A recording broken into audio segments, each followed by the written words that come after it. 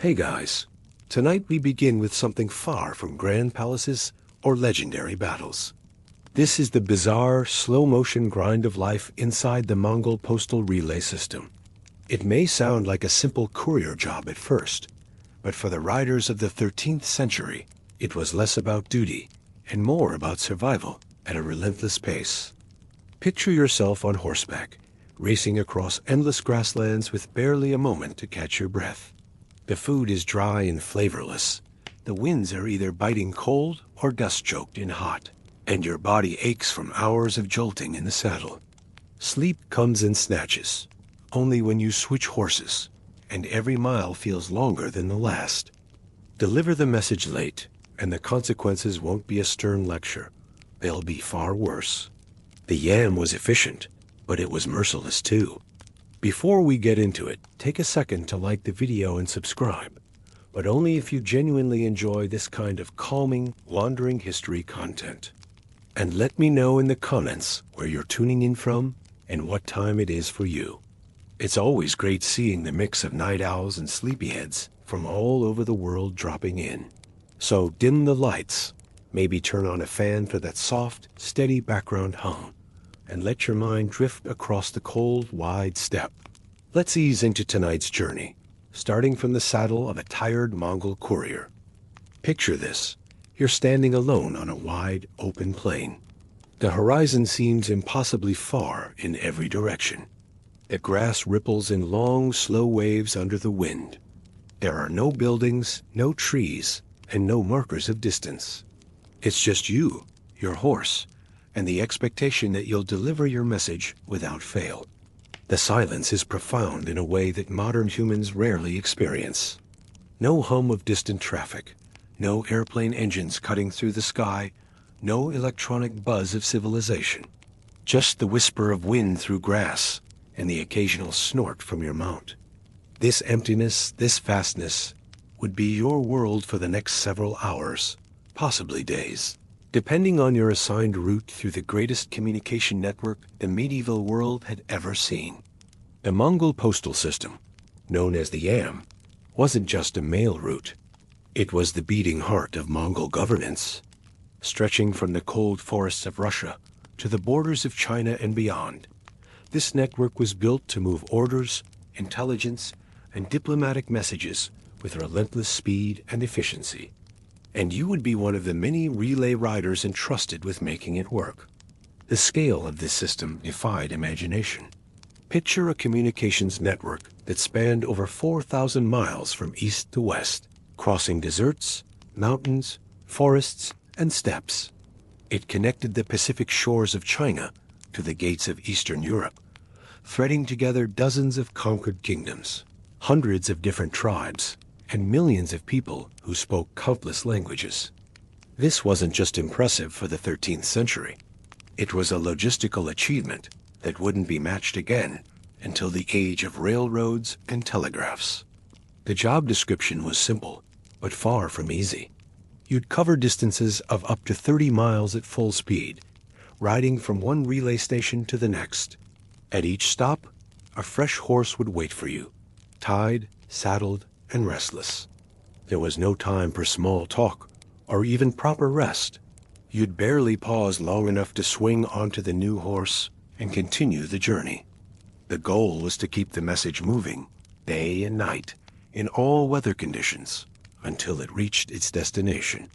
But understanding the true nature of this responsibility requires grasping what those messages contained. These weren't casual letters between friends or routine administrative notices. The pouches strapped to your body carried the pulse of empire. Military orders that would mobilize armies of 100,000 men. Intelligence reports about enemy movements that could prevent devastating defeats. Diplomatic correspondence that might prevent wars or declare them. Trade agreements that would shift the flow of silk, spices, and silver across continents. Tax collection instructions that would fill or empty the imperial treasury.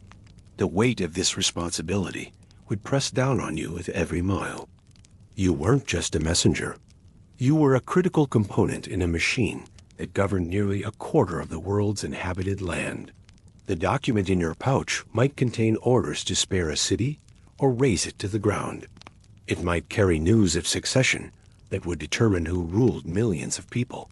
The fate of kingdoms literally rode with you across those endless plains. The physical demands were intense. The average Mongol courier was expected to ride for hours, often through difficult terrain, with rocky hills, icy rivers, muddy valleys, and shifting sands along the way. There were no paved roads, no mile markers, just instinct, training, and the occasional distant smoke signal from the station ahead. Your legs would ache. Your back would stiffen. Blisters would form on your hands from gripping the reins, and the constant jarring motion of the horse would leave your body sore in ways you didn't know were possible. The Mongol horse, though hardy and enduring, was not built for comfort. These animals were selected for stamina and speed, not for providing a smooth ride. They were smaller than the war horses of Western knights, standing about 13 hands high, with thick necks, sturdy legs, and the kind of wiry endurance that could carry them across continents. But their gait was rough, their backs were narrow, and the simple wooden saddles offered little cushioning against the constant impact of hooves striking hard ground. Hour after hour, your body would absorb this punishment. Your tailbone would throb with each stride. Your spine would compress and jar with the rhythm of the gallop. The insides of your thighs would chafe raw against the saddle leather, even through your thick riding pants. Your shoulders would burn from maintaining your balance and controlling the reins. Your neck would cramp from constantly scanning the horizon for landmarks or threats. The environment itself wasn't kind. Summer brought searing heat and choking dust that coated your mouth and eyes. The steppes in July could reach temperatures that made the air shimmer like water, creating false horizons and phantom lakes that mocked your thirst. Dust storms would rise without warning, turning day into a brown twilight where visibility dropped to mere yards. The fine particles would work their way into every fold of clothing, every crease of skin, coating your teeth with grit and making each breath a struggle. Your horse would suffer alongside you. Its nostrils would flare as it fought to breathe clean air. Sweat would foam white on its neck and flanks, attracting clouds of biting flies that would torment both of you. The animal's hooves would crack on the sun-baked earth, and without proper shoeing, lameness became a constant threat. A lame horse in the middle of nowhere meant walking, and walking meant certain failure of your mission. Winter brought different, but equally harsh challenges. Bitter winds would cut through layers of fur and wool, making your fingers stiff and your face numb. The Siberian cold could drop temperatures to levels where exposed skin would freeze in minutes. Your breath would form ice crystals that clung to your beard and the fur trim of your hood. The horse's mane would stiffen with frost, and its breath would create clouds of vapor that froze before dispersing. Snow presented its own set of dangers. Fresh powder might hide holes, rocks, or ice patches that could cripple your mount. Blizzards could erase all landmarks, turning the familiar route into an alien wasteland where even experienced riders could become hopelessly lost. The cold would sap strength from both horse and rider, making every mile a battle against hypothermia and exhaustion. And yet, stopping wasn't an option. Delays could mean the collapse of supply lines, missed military orders, or the loss of critical information. In some cases, failure to deliver on time could cost you more than your job. It could cost your life.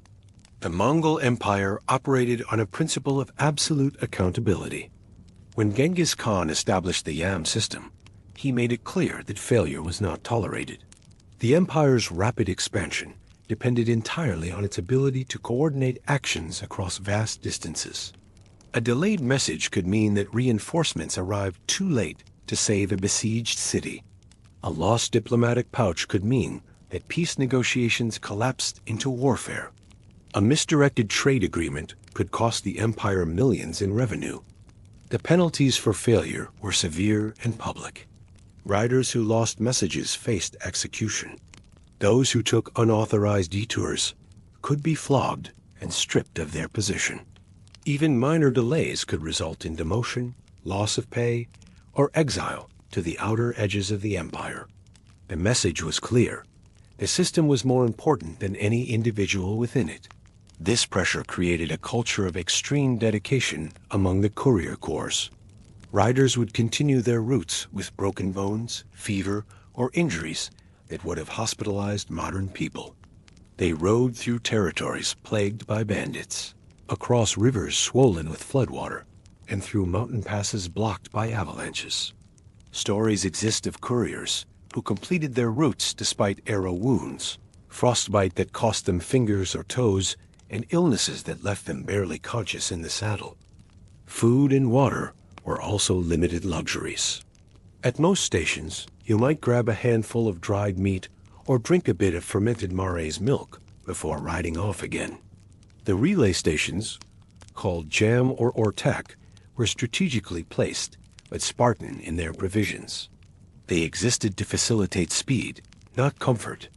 A typical station might consist of little more than a few gers, a corral for horses, and basic supplies maintained by a small staff of local conscripts.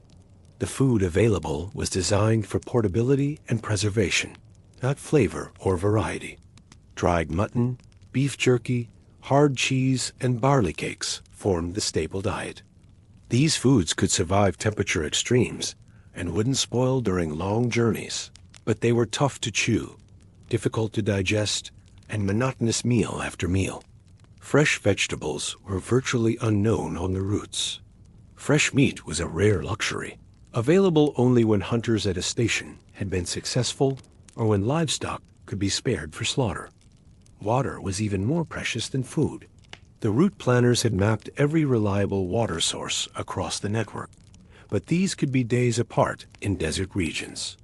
Riders carried leather water bags, but the constant movement, heat, and dust made dehydration a constant threat. River water, when available, was often muddy or contaminated. Well water might be brackish or sulfurous. In winter, water sources could freeze solid, forcing riders to melt snow or ice, a process that consumed precious time and fuel. Hydration often came from rivers along the route, if there was one. But rivers in the steppes were unreliable. Spring floods could make them impassable torrents. Summer droughts could reduce them to strings of stagnant pools. Winter could lock them under ice too thick to break. When you did find flowing water, there was no guarantee it was safe to drink. Diseases like dysentery and cholera were constant companions of travelers who had no choice but to drink from questionable sources. Sleep was brief and shallow, usually snatched in short intervals when changing horses. Full rest came only after your entire leg of the journey was complete, and even then, you were expected to be ready for the next assignment at a moment's notice. The rhythm of the yam allowed for no real recovery time. Riders might complete a grueling 200-mile section, only to be handed another message pouch and sent back in the opposite direction within hours. The sleep you did get was hardly restful. Relay stations offered little more than a felt mat on the ground and perhaps a shared blanket. You'd collapse fully clothed, boots still on, ready to spring up at a moment's notice. The accommodations were designed to house riders temporarily, not provide comfort. Floors were often just packed earth. Walls were thin felt that did little to muffle the wind or cold. Privacy was non-existent, with multiple riders, station keepers, and local staff sharing the same cramped spaces. Even when exhaustion finally claimed you, sleep was fitful and interrupted. Your body, conditioned by days or weeks of constant motion, would continue to feel the phantom rhythm of hoofbeats. Muscles, cramped from hours in the saddle, would spasm and wake you. The cold would seep through inadequate bedding, making rest impossible. And always, in the back of your mind, was the awareness that your rest was temporary. That dawn or midnight, or whenever the next message arrived, would see you back in the saddle, back on the endless road. Navigation relied on your memory and experience. Maps were rare, and the vast, featureless landscape offered few clues. Riders learned the route by heart, memorizing every ridge, every water source, and every subtle change in the land. The wrong turn didn't just mean getting lost. It could mean riding into hostile territory, encountering bandits, or exhausting your horse with no help in sight. The training required to become a reliable yam rider was extensive and brutal. Prospective couriers spent months learning to read the landscape like a book. They memorized the position of distant mountains, the direction of seasonal winds, the location of stars at different times of year. They learned to judge distance by the clarity of objects on the horizon, to predict weather by the color of clouds, and to estimate time by the angle of shadows. But the steppe was not a static environment. Seasonal changes could transform familiar landmarks beyond recognition. Spring rains could create temporary lakes that lasted for weeks. Summer droughts could expose rock formations that were usually underwater. Winter snow could bury markers and create entirely new topography. Sandstorms could shift dunes and erase trails. A route that was reliable in autumn might be impassable in spring. Navigation also meant understanding the political landscape, which could be even more changeable than the physical one. Tribal boundaries shifted with conquests and alliances. A clan that was friendly to Mongol messengers one season might be in rebellion the next. Riders needed to know not just where to go, but which routes were safe, which chiefs could be trusted, and which areas were currently experiencing unrest. The consequences of navigational errors were severe. A wrong turn in friendly territory might cost you hours or days. A wrong turn in hostile territory could cost you your life. Raiders and bandits knew the courier routes and often set ambushes at vulnerable points, like river crossings or mountain passes. A lost rider was an easy target, separated from help and carrying valuables that made the risk worthwhile for attackers. And then there was the psychological strain. Imagine the endless repetition of hoofbeats, the long, silent hours with only your thoughts and the sound of wind for company, the pressure of carrying messages that might change the fate of cities or armies, the fear of making a mistake on a route where errors weren't easily forgiven. The mental challenges of the job were perhaps more devastating than the physical ones. Days of solitary riding created a unique form of psychological pressure. With nothing but empty landscape and the rhythm of your horse's gait, your mind would inevitably turn inward. Doubts would creep in. Had you taken the right fork in the trail 20 miles back? Was that landmark the one you thought it was? Did you remember to secure the message pouch properly after the last station? The isolation was profound and unnatural for social creatures like humans. Mongols were traditionally nomadic herders who lived in close-knit family groups. The constant presence and chatter of relatives, the shared meals and stories around the fire, the collaborative work of managing herds, these were the normal rhythms of life. A courier might spend weeks seeing only the brief, functional interactions at relay stations. No conversations, no companionship, no human connection beyond the exchange of horses and the confirmation of route information. This isolation was compounded by the weight of responsibility. Every message was critical. Every delay potentially catastrophic. Riders carried not just documents, but the fate of military campaigns, the resolution of diplomatic crises, and the coordination of trade worth fortunes. The knowledge that thousands or even millions of people might be affected by your performance created a crushing psychological burden. Fear was another constant companion. Fear of failure, of course, but also more immediate fears. Fear of weather that could kill you, of bandits who might torture you for information before killing you, of wild animals that saw you as prey, of accidents that could leave you stranded and helpless. The steppe was home to wolves, bears, and other predators. Mountain routes harbored leopards and wild boars. Desert sections might hide venomous snakes or spiders. The fear of political changes was particularly acute. The Mongol Empire was constantly expanding, constantly at war, constantly shifting as new territories were conquered and old ones were reorganized. A route that was safe when you began your journey might lead through a battlefield by the time you arrived. Rulers who were allies yesterday might be enemies today. Riders needed to stay informed about these changes, but information was exactly what they were carrying, not receiving. The Mongol state took communication seriously. The entire YAM network was supported by thousands of relay stations, tens of thousands of horses, and countless local workers who maintained the routes and supplied provisions. Even so, the riders were the vulnerable link in the chain, the human engines that drove the system forward. The infrastructure supporting the YAM was massive and sophisticated. Relay stations were positioned at precise intervals, calculated to maximize the speed of message delivery while minimizing the risk of horse exhaustion. Each station maintained between 20 and 100 horses, depending on the volume of traffic on that particular route.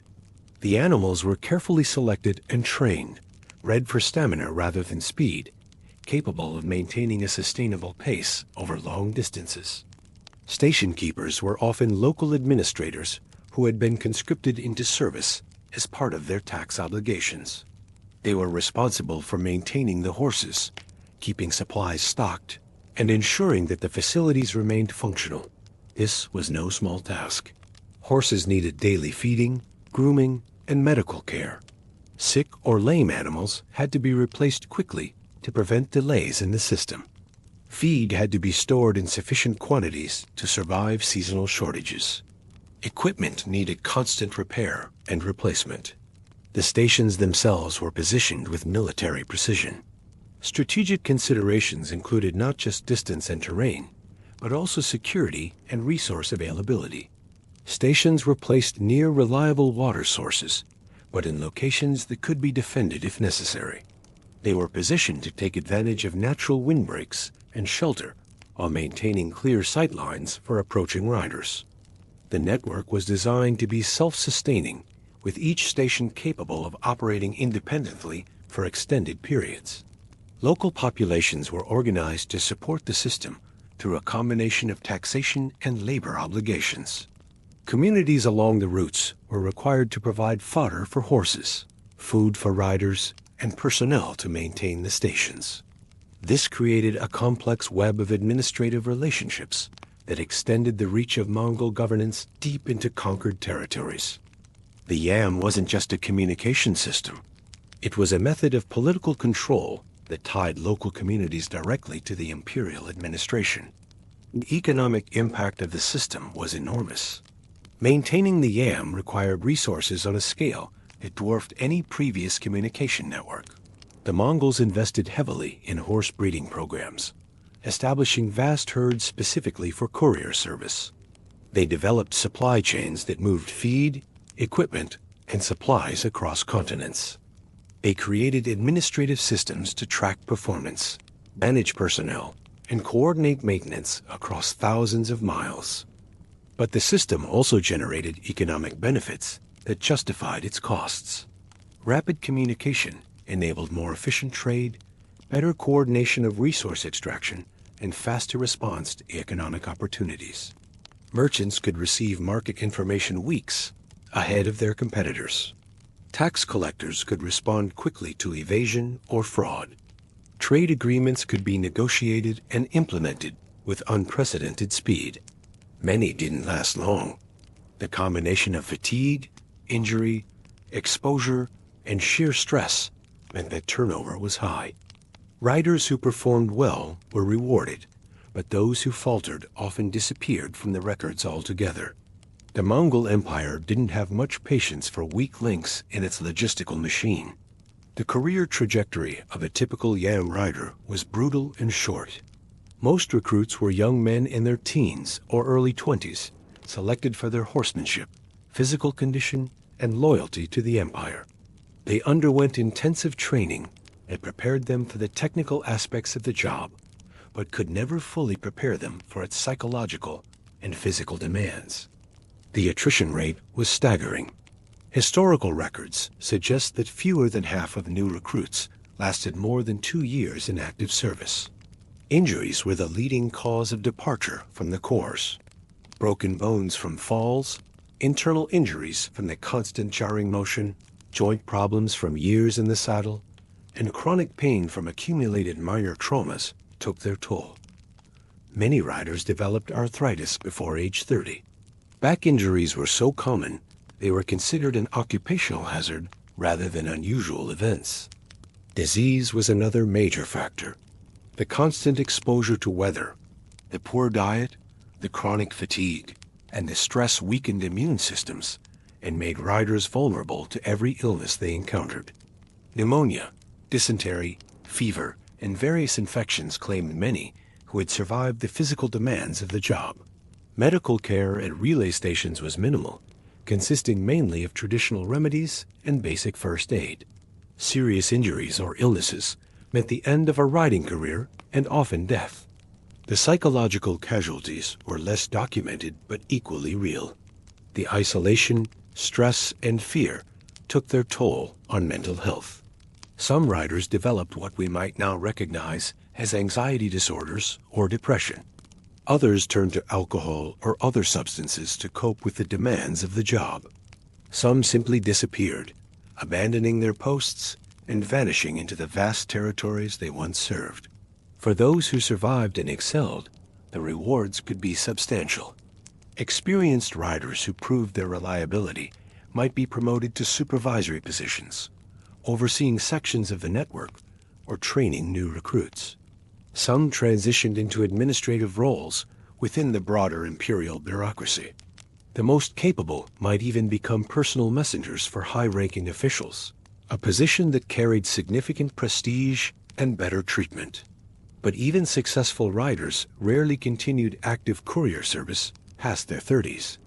The physical demands were simply too great for older bodies to sustain.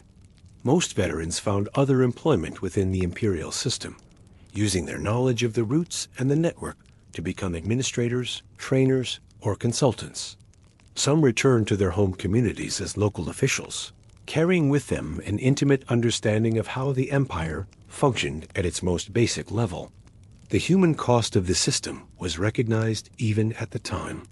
Mongol administrators understood that maintaining the yam required a constant stream of new recruits to replace those who were injured, killed, or simply worn out by the demands of the job. Recruitment was aggressive and often involuntary, with communities required to provide young men for courier service as part of their tribute obligations. This created a complex social dynamic. Families often resented the conscription of their sons into such a dangerous occupation. Communities developed strategies to protect their most valuable young men, sometimes sending volunteers from among the less essential members of society. The system created a class of professional riders who were separated from their traditional social structures and bound, instead, to the imperial administration. So, while the system itself was a marvel of organization and endurance, it came at a high personal cost to the people who made it work. The Yan succeeded not because it was humane or sustainable, but because the Mongol Empire was willing to accept massive human casualties in pursuit of its communication needs. It was a system that treated people as expendable resources, replacing them as necessary to maintain the flow of information that held the empire together. The network represented both the best and worst of Mongol administrative genius. On one hand, it demonstrated unprecedented organizational capability, technical innovation, and logistical sophistication. The Mongols created something that wouldn't be matched for efficiency and scope until the modern era. On the other hand, it revealed the empire's fundamental ruthlessness, its willingness to sacrifice individuals for systemic goals, and its treatment of human life as merely another resource to be exploited. The legacy of the Yam extended far beyond its operational period. The routes established by Mongol couriers became the foundations for later trade networks, including sections of what would become known as the Silk Road. The administrative techniques developed to manage. The system influenced governmental structures across Eurasia for centuries. The precedent of rapid long-distance communication shaped expectations about governance and control that persisted long after the Mongol Empire itself had fragmented. Modern communication systems from postal services to internet networks, share some DNA with the yam. The principle of staged relay systems, the emphasis on redundancy and reliability, the integration of communication infrastructure with political control, these concepts were pioneered on the steppes of Central Asia 700 years ago. The human cost has been reduced by technology, but the basic understanding that information is power and that power requires communication infrastructure remains unchanged. The riders of the yam were, in many ways, the world's first information workers, predecessors to everyone from telegraph operators to modern IT professionals. They were the human components in a machine designed to move data across vast distances at unprecedented speeds. Their sacrifices, their dedication, and their suffering enabled the creation of the largest contiguous land empire in human history. But the true genius of the yam lay not just in its scope or speed, but in its adaptability to wildly different cultures and environments. As a courier, you would encounter this diversity firsthand, riding through territories where everything from language to customs to basic survival techniques changed dramatically from one day to the next. The network had to function seamlessly, whether you were crossing the frozen tundra of Siberia, the scorching deserts of Central Asia, or the humid river valleys of China. Each region presented unique challenges that required specialized knowledge and equipment. In the northern territories, your gear would include heavy fur coats, felt boots, and specialized tack designed to prevent freezing. The horses themselves were different breeds, stocky and thick-coated, bred for cold weather endurance. Your route might take you across frozen rivers, where the ice could support a horse one day, but crack dangerously the next. You'd learn to read ice conditions by sound and color, understanding that blue ice was stronger than white, that creaking meant danger, and that certain times of day were safer for crossing than others. Moving south into desert regions meant switching to entirely different equipment and techniques. Your heavy furs would be replaced by light, loose-fitting robes designed to protect against sun and sand while allowing air circulation. The horses would be leaner, longer-legged breeds, adapted to heat and capable of surviving on minimal water. Your water management would become critical, not just for drinking, but for cooling both yourself and your mount. You'd learn to recognize the signs of heat stroke in horses, knowing that a stumbling gait or excessive frothing at the mouth meant immediate danger. The cultural adaptations were equally complex. The Mongol Empire deliberately preserved local administrative structures where possible, meaning that courier protocols varied significantly between regions. In Chinese territories, you might need to present elaborate documentation and follow complex ceremonial procedures when delivering messages to local officials. The bureaucratic traditions of the Song and Jin dynasties required specific forms of address, particular types of seals, and careful attention to hierarchy and precedence. In contrast, dealings with steppe nomads followed entirely different rules. Authority was often personal and situational rather than bureaucratic. A message intended for a tribal leader might need to be delivered at a specific time of day, in a particular manner, or with certain ritual observances that had nothing to do with Mongol traditions. You'd need to understand not just where to deliver a message, but how to do so in ways that respected local customs while maintaining imperial dignity. The linguistic challenges alone were staggering. A single courier route might pass through territories where a dozen different languages were spoken. While the Mongol administration promoted the use of Mongolian and adopted scripts for official business, local populations often continued using their traditional languages for daily communication. Station keepers might speak only their local dialect, forcing you to communicate through gestures, drawings, or the few universal words that existed across cultures. Religious differences added another layer of complexity. The Mongol Empire was notably tolerant of different faiths, but this tolerance required careful navigation. You might deliver messages to Buddhist monasteries, where removing your boots before entering was essential, to Islamic centers where prayer times affected when business could be conducted, or to Christian communities where local feast days might impact the availability of supplies or personnel. These cultural negotiations weren't just diplomatic niceties. They were essential for survival. A courier who offended local customs might find stations close to them, supplies unavailable, or routes blocked. In extreme cases, cultural misunderstandings could lead to violence or even local uprisings that would disrupt the entire network.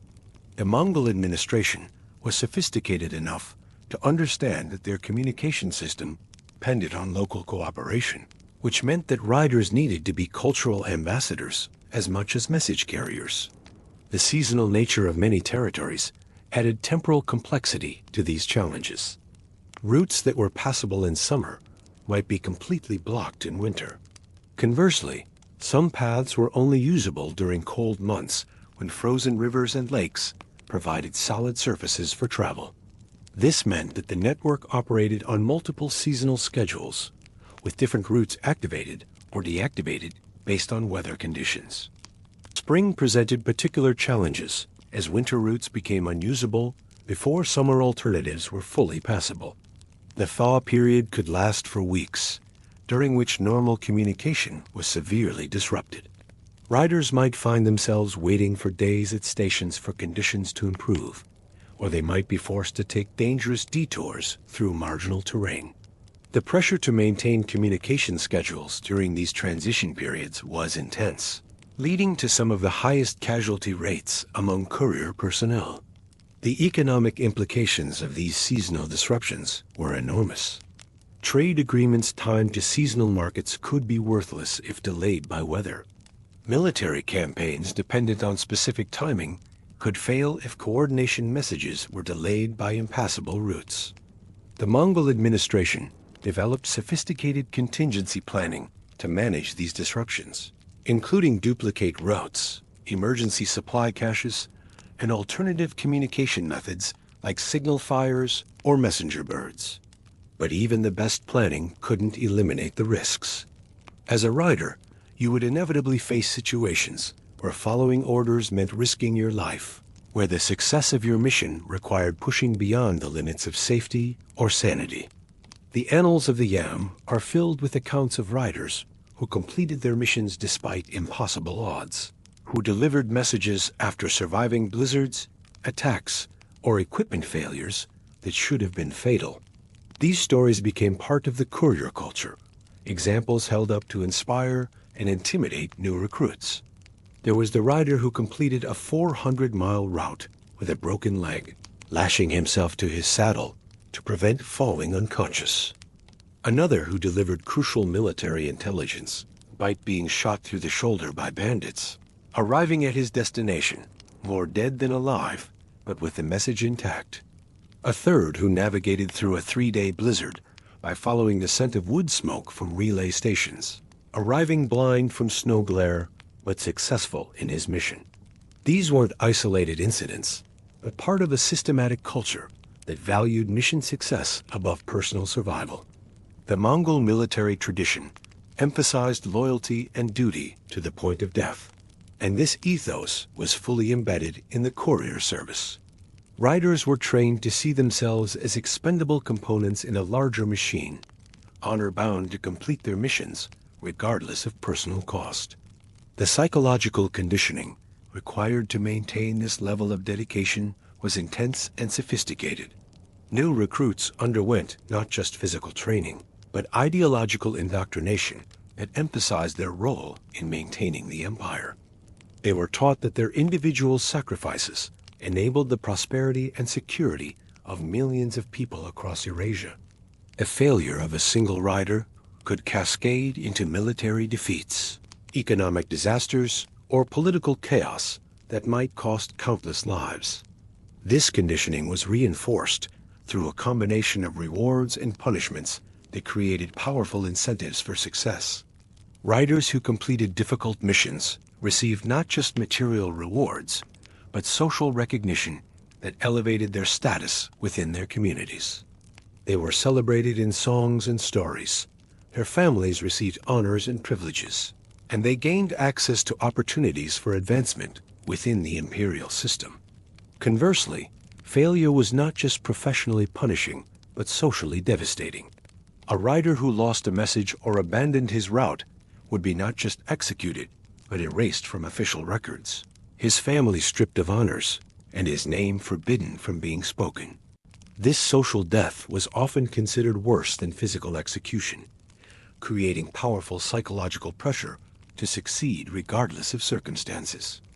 The system also created a unique form of professional identity among riders.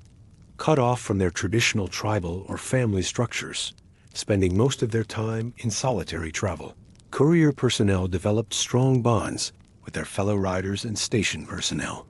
This created a kind of professional brotherhood that transcended traditional social boundaries, uniting Han Chinese with Mongols, Muslims with Buddhists, nomads with sedentary peoples.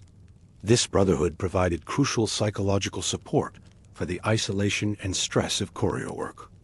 Riders developed their own customs, stories, and traditions that helped them cope with the demands of their profession. They shared techniques for managing pain, strategies for navigation, and methods for surviving extreme conditions. They developed informal networks of mutual support that provided backup when official systems failed. The social dynamics at relay stations reflected this professional culture.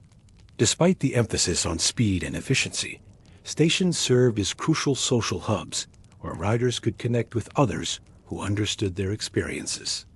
The brief interactions during horse changes provided opportunities to share information, offer advice, and maintain the human connections that kept the system functioning on a personal level.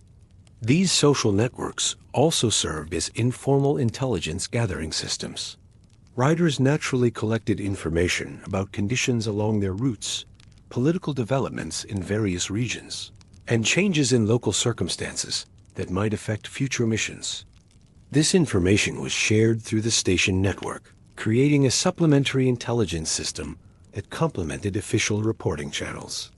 The accumulated knowledge held by veteran riders and station personnel was enormous and invaluable.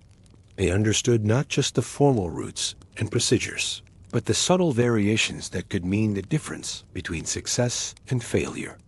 They knew which local officials could be trusted, which suppliers provided reliable service, and which routes were most vulnerable to seasonal or political disruptions. This informal knowledge network represented one of the most sophisticated aspects of the YAM system, while the formal administrative structure provided the framework for operations. The informal networks of personal relationships and shared experience provided the flexibility and resilience that allowed the system to function despite constant challenges and disruptions. The preservation and transmission of this knowledge was largely oral, passed from experienced riders to newcomers through stories, advice, and shared experiences. This created a living repository of practical wisdom that was constantly updated and refined based on changing conditions. The knowledge was specific and contextual, tailored to particular routes and circumstances rather than broadly applicable principles. Veterans could predict weather patterns weeks in advance, identify safe river crossings by the color of water, and read political tensions in the posture of station keepers. They knew which horses performed best in specific terrain, when seasonal migrations would block certain passes, and how local dialects varied across seemingly identical communities. And now, as we leave behind the cold saddles and wine-burned faces of the YAM riders, as we imagine the last echoes of hoofbeats fading across those endless steppes, our attention naturally turns to the architect of this vast network. The man whose vision demanded such a system in the first place, whose ambitions required messages to travel from the Pacific Ocean to the borders of Europe, whose very existence made the YAM both necessary and possible. Let's ease into the next part of our journey, following the aging conqueror himself, a man who, despite having already conquered more territory than any human before or since, found himself drawn once more toward the horizon. Genghis Khan's final campaign awaits us, where we'll discover that even the master of the world's greatest empire was not immune to the restless call of distant lands and the final, perhaps impossible, dream of universal conquest. Now that we've traced the dusty paths of the Mongol postal riders, it feels natural to shift our gaze toward the man who's will kept that entire system in motion. Genghis Khan, the founder of the Mongol Empire, had already conquered more territory than any other ruler in history. By the early 1220s, his empire stretched from the Caspian Sea to the Pacific Ocean, encompassing lands that would later become parts of China, Russia, Iran, Afghanistan, and dozens of other modern nations. The sheer scale of his dominion was unprecedented in human history.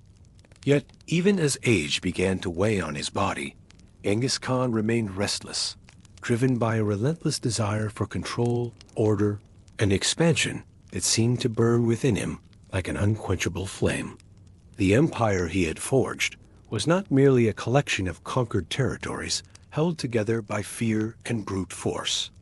It was a sophisticated political and military machine that operated with remarkable efficiency across vast distances. The Yam postal system we examined earlier was just one component of this intricate network. Trade routes flourished under Mongol protection, connecting east and west in ways that would not be seen again for centuries.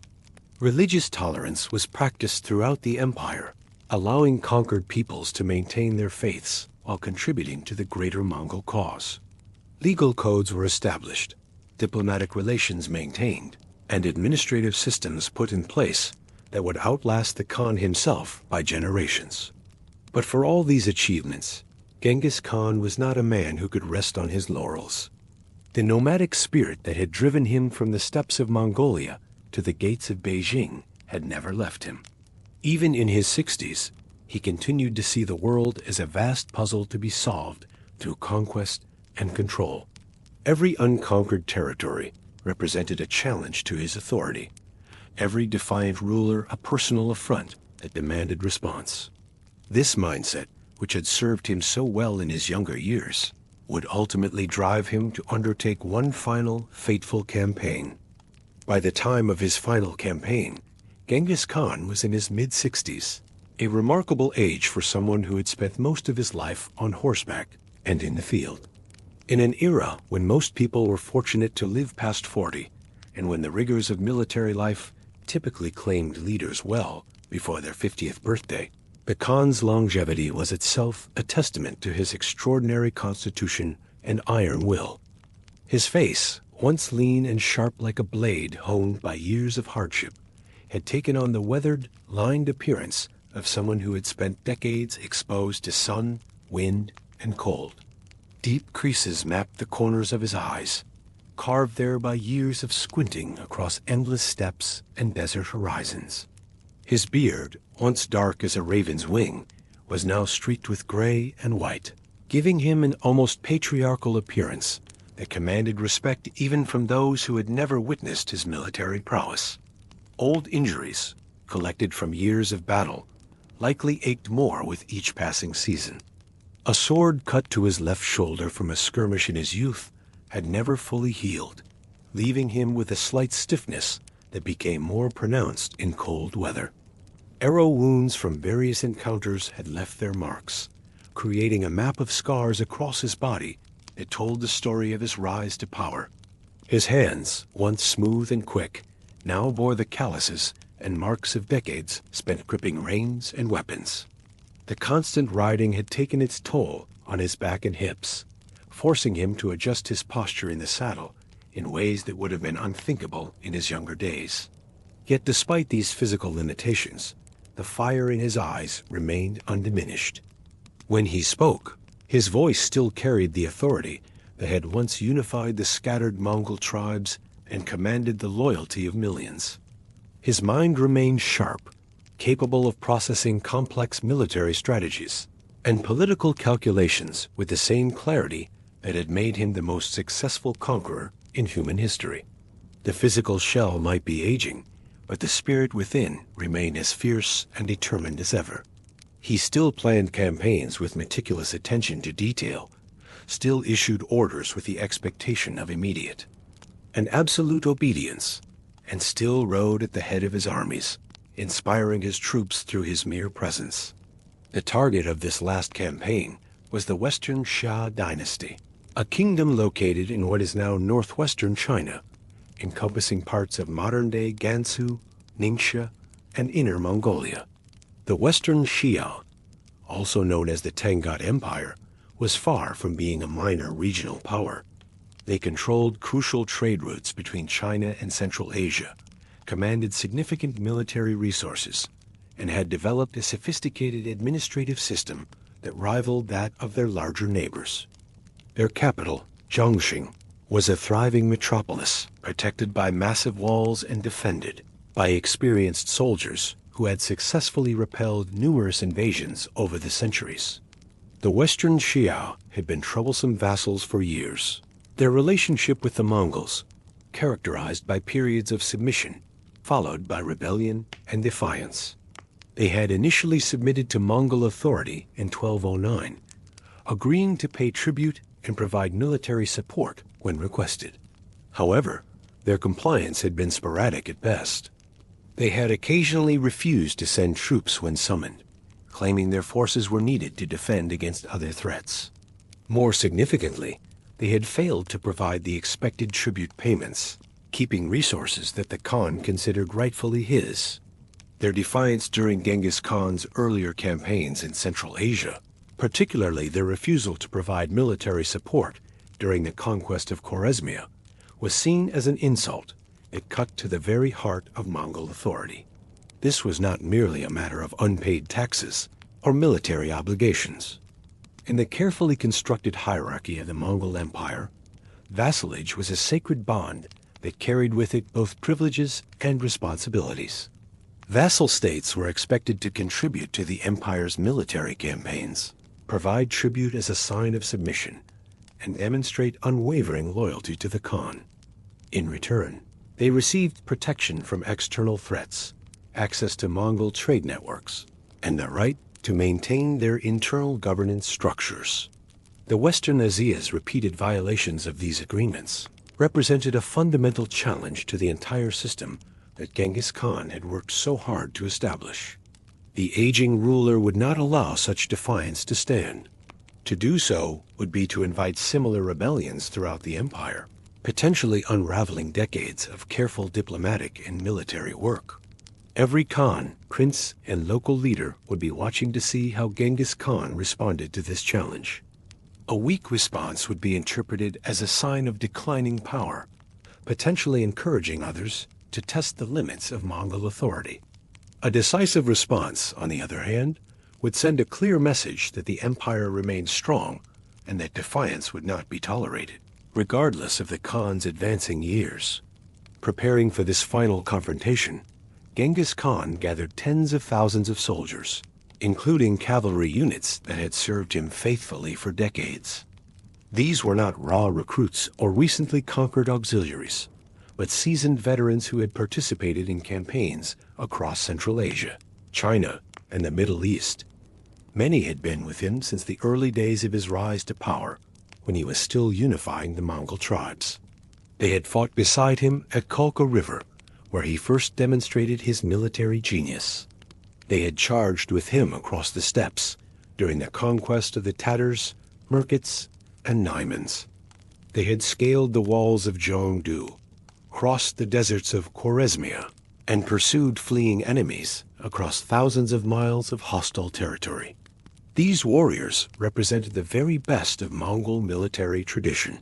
They were master horsemen who could ride for days without rest, skilled archers capable of hitting targets at distances that amazed their enemies, and disciplined soldiers who could execute complex battlefield maneuvers with precision and speed. Their equipment was the finest available, accumulated through years of successful campaigns and careful maintenance. Their horses were descended from the hardy Mongol ponies that had carried their ancestors across the steppes for generations, bred for endurance and adaptability rather than size or speed. The logistics of moving such an army were staggering, requiring organizational skills that rivaled those needed for the conquest itself. Supplies had to be gathered from across the empire and transported across vast distances. Each soldier required approximately 2 pounds of food per day, meaning that a force of 50,000 men would consume over 100,000 pounds of provisions daily. Grain had to be collected from agricultural regions and stored in portable containers that could withstand the rigors of transport. Dried meat, fermented maize milk, and other preserved foods that could remain edible for weeks or months had to be prepared in massive quantities. Horses needed to be fed and watered, which meant securing pasture land and grain along the route of march.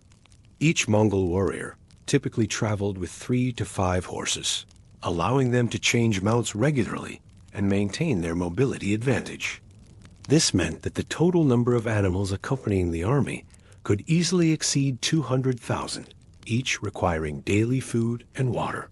Grazing rights had to be negotiated with local populations, water sources identified and secured, and contingency plans developed for areas where natural resources might be scarce.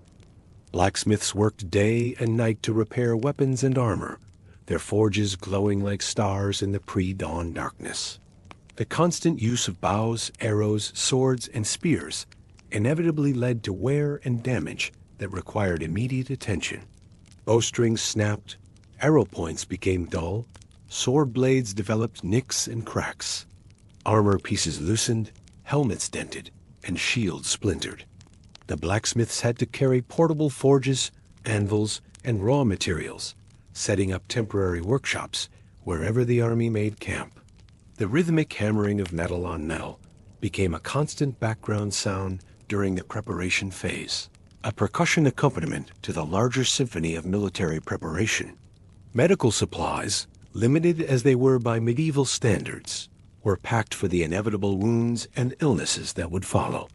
Mongol military medicine was surprisingly sophisticated for its time, incorporating knowledge gained from conquered territories and adapted to the unique challenges of nomadic warfare.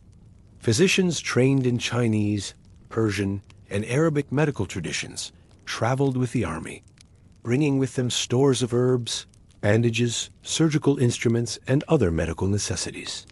They had learned to treat arrow wounds, sword cuts, broken bones, and the various diseases that could decimate an army on campaign. The Mongols had also developed effective methods for treating the most common injuries of mounted warfare. They understood the importance of keeping wounds clean and had developed techniques for extracting embedded arrowheads. They knew how to set broken bones using splints made from available materials and had created portable surgical kits that could be carried by individual units. Perhaps most importantly, they had established a system of medical evacuation that allowed seriously wounded soldiers to be transported to safer areas for treatment, rather than being abandoned on the battlefield. Even as he prepared for war, Genghis Khan relied heavily on the same YAM network we discussed earlier to relay instructions, coordinate troop movements, and gather intelligence on enemy positions. The postal system that had been designed to facilitate communication across the vast Mongol Empire now became a crucial tool for military coordination. Messages flew back and forth along the established routes, carrying detailed orders to regional commanders, updates on enemy activities, and reports from advance scouts. The intelligence gathering operation was particularly sophisticated. Mongol agents had been operating in western Xia territory for months, posing as merchants, pilgrims, and travelers while secretly mapping defensive positions, identifying key leaders, and assessing the strength of enemy forces. They reported on the condition of city walls, the morale of defending troops, and the availability of supplies within besieged areas. This information was compiled into detailed reports that were transmitted to the Khan's headquarters via the YAM system, allowing him to make informed decisions about strategy and tactics. The coordination of multiple army groups across hundreds of miles of territory required constant communication. Different units had to be synchronized to arrive at their designated positions at the same time, creating the complex pincer movements that had become a hallmark of Mongol military strategy. Supply convoys had to be directed to the right locations at the right times, ensuring that advancing troops would have the resources they needed to continue their operations. All of this required a level of logistical sophistication that would not be seen again in military history for several centuries. As the Mongol army advanced toward western Xia territory, the environmental challenges intensified dramatically.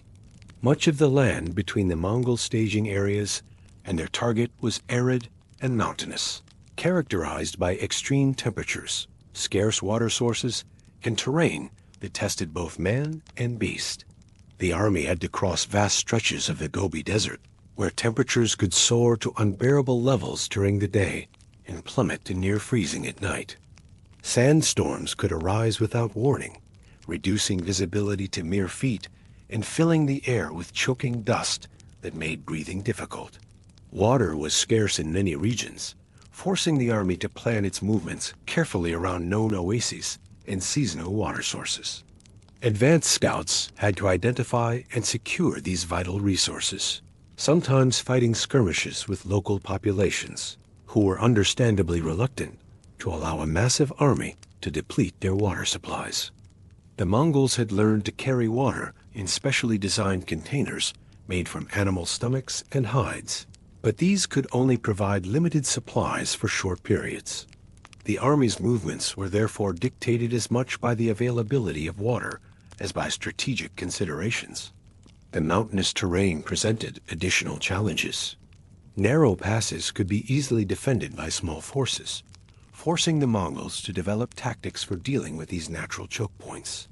Horses, so effective on the open steppes, became less useful in rocky, uneven terrain where their mobility advantage was reduced. The army had to adapt its formations and tactics to deal with these geographical constraints, sometimes dismounting to fight on foot in areas where mounted warfare was impractical. Soldiers and horses alike suffered under the harsh sun by day and the biting cold at night. The extreme temperature variations took a toll on both man and beast, leading to heat exhaustion during the day and hypothermia at night. The Mongols had developed specialized clothing and equipment to deal with these conditions, including layered garments that could be adjusted as temperatures changed and protective gear that shielded against sand and wind. But even with these preparations, the physical demands of the campaign were enormous. Dust filled the air constantly, clinging to clothing, weapons, and skin. It worked its way into everything, making food gritty and unpalatable, fouling water supplies, and creating a persistent haze that reduced visibility. The fine particles irritated eyes and throats, leading to persistent coughing and eye infections that weakened the army's effectiveness. Weapons had to be cleaned constantly to prevent sand from interfering with their mechanisms, and armor required regular maintenance to remove the accumulating grime.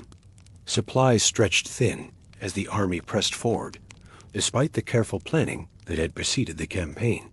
The distances involved were simply too great, and the challenges too numerous for any supply system to function perfectly. Grain supplies dwindled as pack animals died or were slaughtered for food.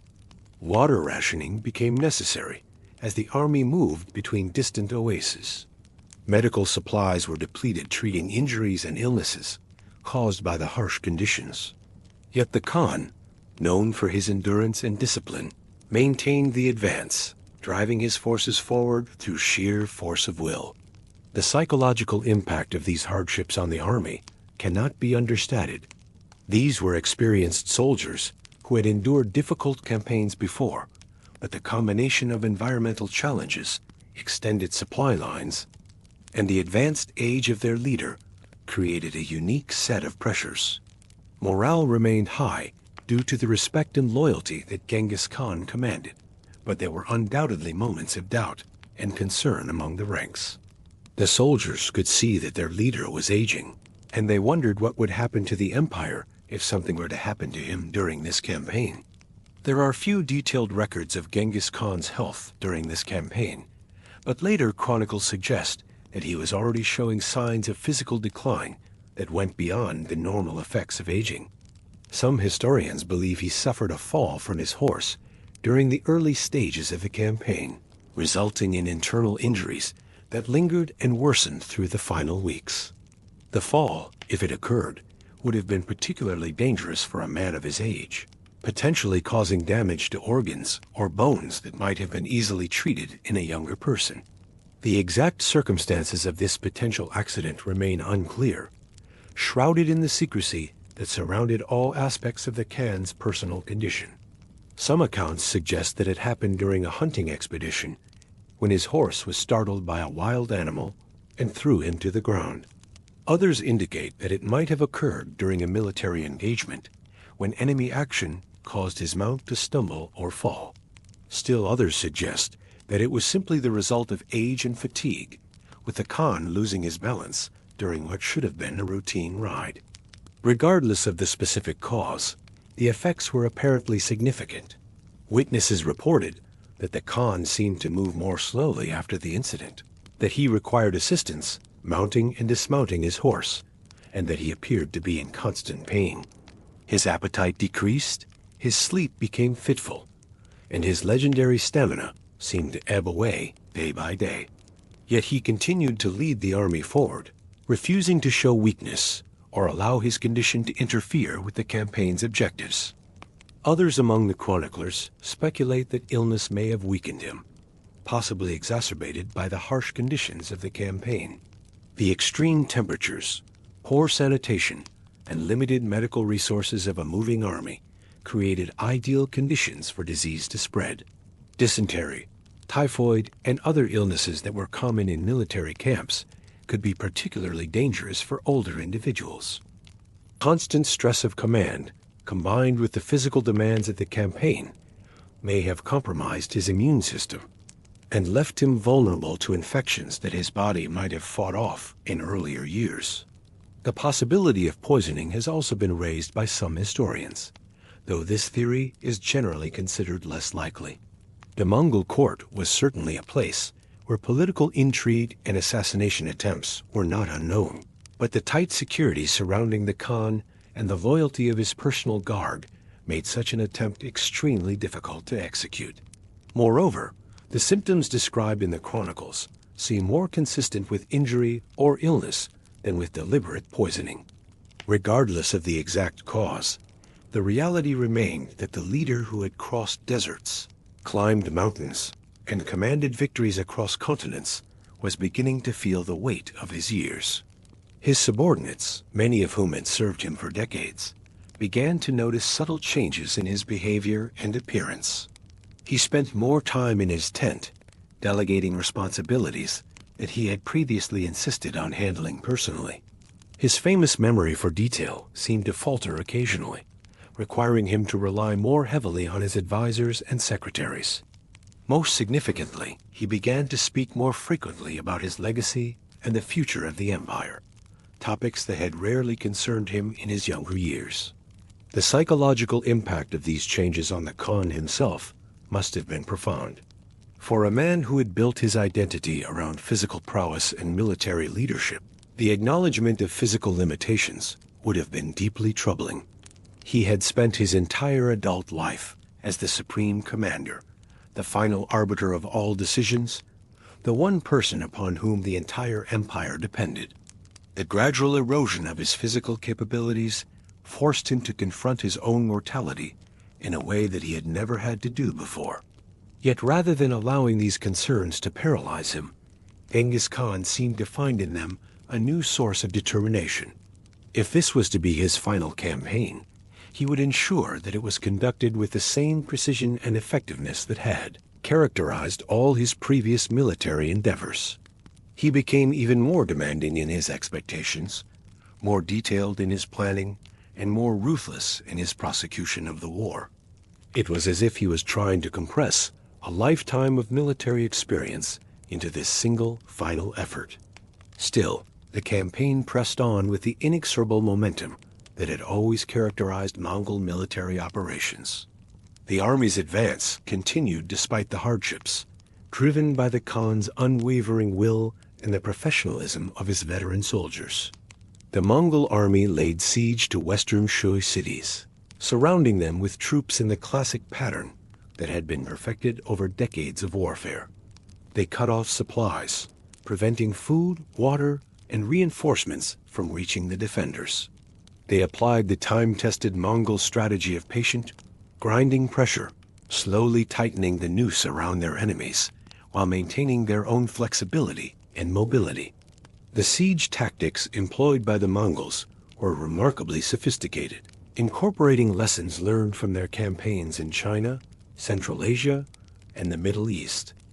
They had mastered the art of building siege engines, including catapults and ballistae that could breach even the strongest walls.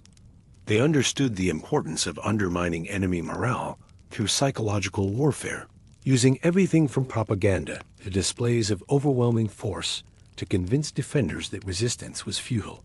They had developed techniques for dealing with different types of fortifications, from the earthwork ramparts of nomadic settlements to the massive stone walls of Chinese cities. The siege of each Western Xia stronghold followed a similar pattern.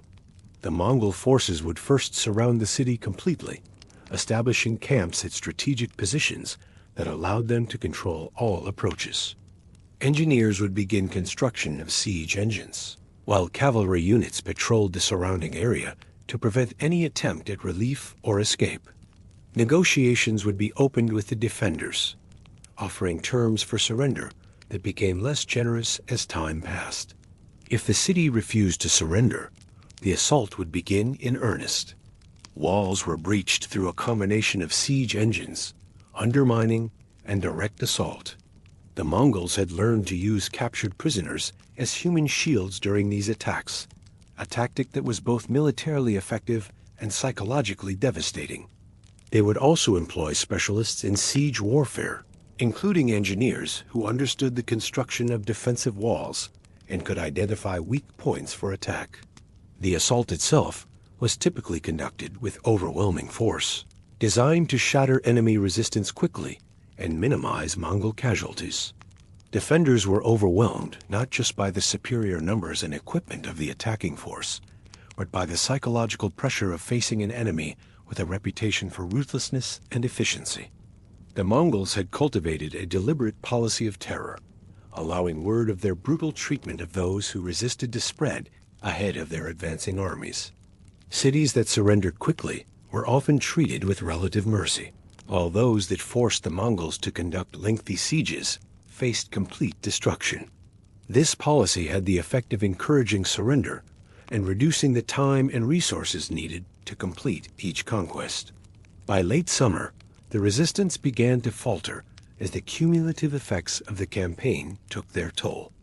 The Western Xia armies, initially confident in their ability to defend their homeland, found themselves facing an enemy that seemed to have unlimited resources and unshakable determination. Their supply lines had been cut, their allies had been defeated or neutralized, and their population was beginning to lose faith in their ability to resist. One by one, their fortified cities fell to the Mongol assault, each victory bringing the invaders closer to the capital and the final resolution of the campaign. As city after city fell, Genghis Khan's forces tightened their grip on the region with the methodical precision that had characterized all his conquests. Administrative structures were established to govern the conquered territories. Tribute systems were implemented to extract wealth for the empire, and local populations were assessed for their potential contributions to future Mongol military campaigns. The Khan's attention to these details, even as his health continued to decline, demonstrated his understanding that conquest was only the first step in building a lasting empire.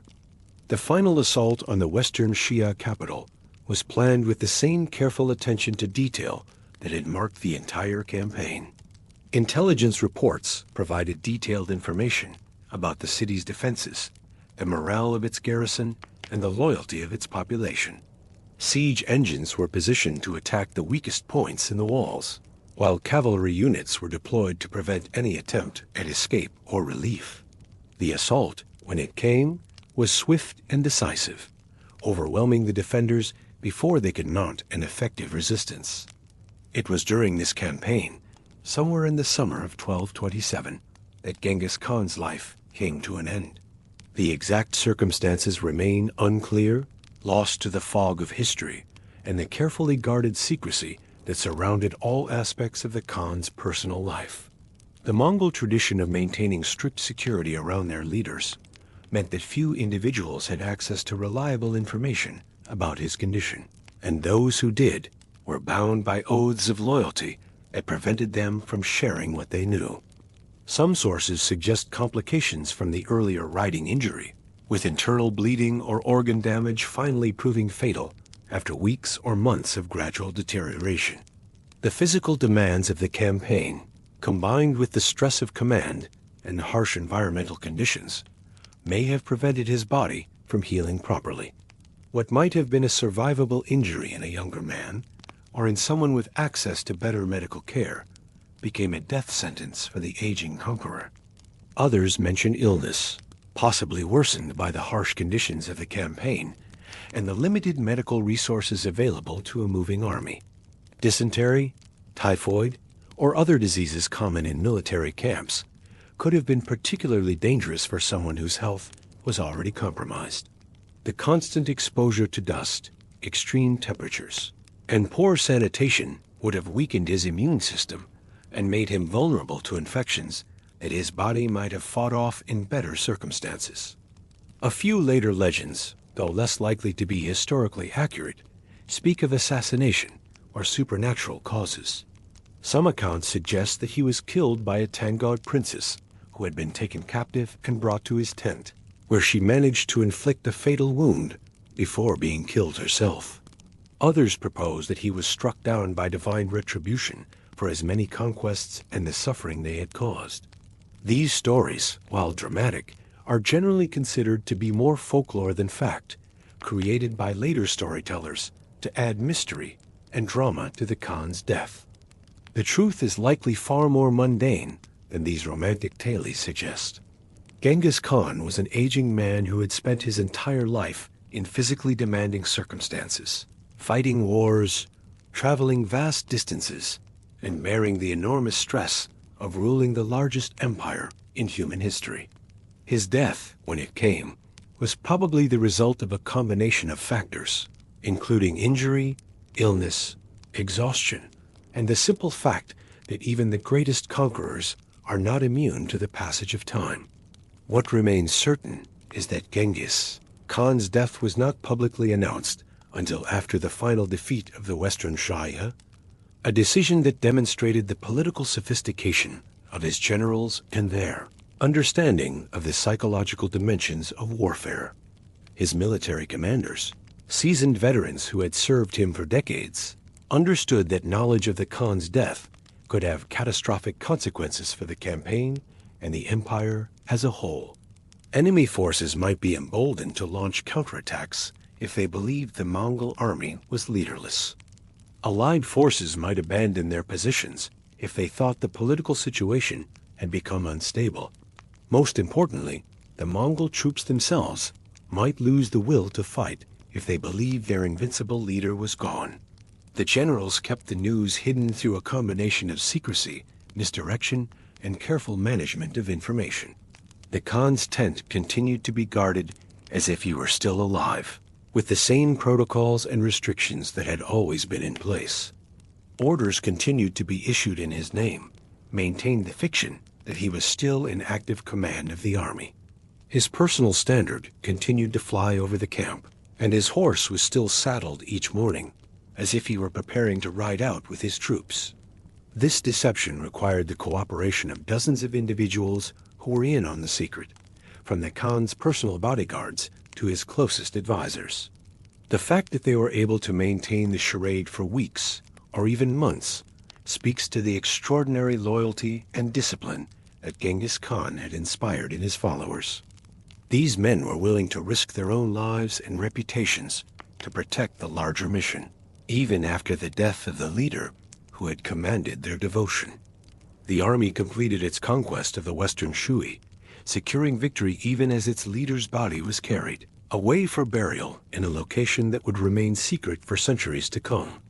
The final defeat of the Tangut forces was achieved through the same combination of superior tactics, overwhelming force, and psychological warfare that had characterized all of Genghis Khan's campaigns. The irony was not lost on his generals that his final victory was achieved even in death, a testament to the military machine he had created and the loyalty he had inspired in his followers. The successful completion of the campaign served multiple purposes beyond the immediate military objective. It demonstrated that the Mongol Empire could function effectively even without its founder, providing reassurance to allies and subjects throughout the vast territories under Mongol control. It sent a clear message to potential enemies that the death of one leader, even one as significant as Genghis Khan, would not weaken the empire's resolve or military effectiveness. Most importantly, it provided time for the political transition that would determine the future leadership of the empire, allowing Genghis Khan's successors to consolidate their power before the news of his death became public knowledge. The Western Shia dynasty, which had defied Mongol authority for so long, was finally and completely destroyed. Its cities were razed, its population scattered or enslaved, and its royal family executed. The kingdom that had once controlled crucial trade routes and commanded significant military resources was erased from the map, becoming nothing more than a historical footnote. This complete destruction served as a final demonstration of the consequences of defying Mongol authority, a lesson that would not be lost on other potential enemies of the empire. Yet even as the campaign reached its successful conclusion, the mystery of Genghis Khan's final resting place was just beginning. The secrecy that had surrounded his death was nothing compared to the elaborate measures taken to conceal the location of his burial. The tomb that was prepared for him was designed not just to honor his memory, but to ensure that his body would never be found or disturbed. The construction of this hidden sepulchre would involve hundreds of workers, all of whom would be sworn to secrecy or eliminated to prevent any possibility of the location being revealed.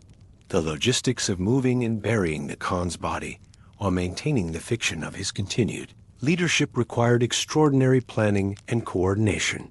His remains had to be transported hundreds of miles across difficult terrain, all while maintaining the appearance that he was still alive and in command. The burial site had to be prepared in absolute secrecy, with no permanent markers or identifying features that might reveal its location to future generations. The entire operation had to be completed quickly before the news of his death could spread and potentially destabilize the empire. The choice of burial location was itself a closely guarded secret, known only to a handful of the Khan's most trusted followers. According to some accounts, he had expressed a preference for being buried in the land of his birth, somewhere in the steppes of Mongolia, where he had spent his youth. Others suggest that he chose a location of strategic importance, perhaps near a mountain or river that held special significance in Mongol culture. Still others propose that the burial site was selected purely for its secrecy, chosen because it was so remote and inaccessible that it would never be discovered by accident. The burial ceremony itself was conducted according to ancient Mongol traditions, with rituals that had been passed down through generations of steppe nomads. The Khan's body was interred with his weapons, his personal belongings, and various items that were believed to be necessary for his journey to the afterlife. Horses were sacrificed to provide him with mounts in the spirit world, and servants were allegedly killed to ensure that he would have attendance in death as he had in life. The entire ceremony was designed to honor his status as the greatest of all Mongol Khans, while ensuring that his spirit would be properly provided for in the next world. But the most remarkable aspect of the burial was not what was included in the tomb, but what was done to ensure that the tomb itself would never be found.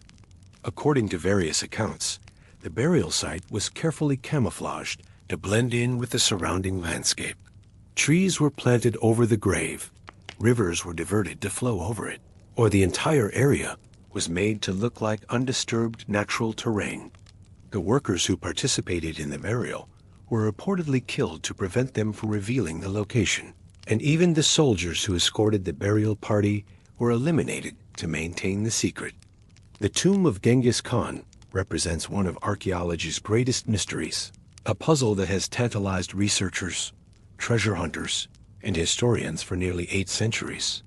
The man who had conquered more territory than any other individual in human history, who had built an empire that stretched from Eastern Europe to the Pacific Ocean, who had changed the course of world history through his military genius and political vision, had simply vanished without a trace. His final resting place became as elusive as his living presence had been overwhelming, a silence that spoke as loudly as his previous conquests had proclaimed his power. The search for his tomb has taken on almost mythical proportions, combining elements of historical research, archaeological investigation, and treasure hunting that have captured the imagination of people around the world. Expeditions have been launched, fortunes have been spent, and careers have been built around the quest to solve this ultimate historical mystery. Yet despite all these efforts, the location of Genghis Khan's grave remains as secret today as it was when his body was first laid to rest in that hidden valley somewhere in the vast expanse of the Mongolian steppes. The story of this search, with its mixture of scientific rigor and romantic adventure, its combination of cutting-edge technology and ancient mysteries, forms a fascinating chapter in the ongoing human quest to understand our past. The missing skull of Genghis Khan has become more than just an archaeological curiosity. It has become a symbol of the limits of human knowledge and the enduring power of carefully guarded secrets. In an age when satellite imagery can reveal the smallest details of the Earth's surface, when ground-penetrating radar can detect buried structures, and when DNA analysis can identify individuals from the smallest fragments of organic material, the tomb of history's greatest conqueror remains hidden, waiting for the day when someone finally solves the riddle that has puzzled the world for centuries. As we turn from the dust and heat of that final campaign to the cool shadows of scholarly libraries and archaeological laboratories, as we leave behind the clash of arms and the thunder of hoofbeats to follow the quiet footsteps of researchers and treasure hunters, we enter a different kind of adventure entirely. The quest for Genghis Khan's tomb is a story that spans centuries and continents, involving everyone from medieval chroniclers to modern scientists, from amateur enthusiasts to professional archaeologists. It is a mystery that has refused to yield its secrets despite the application of every technique and technology that human ingenuity has been able to devise. The search continues, driven by the same relentless curiosity that has always pushed humanity to explore the unknown and uncover the hidden truths of our past. As the last fires of the Western Shia campaign died down and the Mongol soldiers packed their tents, another quiet, more secretive operation began. The body of Genghis Khan, the founder of the largest contiguous empire the world had ever seen, was carefully prepared for burial. Unlike many rulers of history, whose tombs became sites of ceremony and remembrance, Genghis Khan's final resting place was destined to remain hidden. The preparation of the Khan's body would have followed ancient Mongol traditions that stretched back centuries before his birth.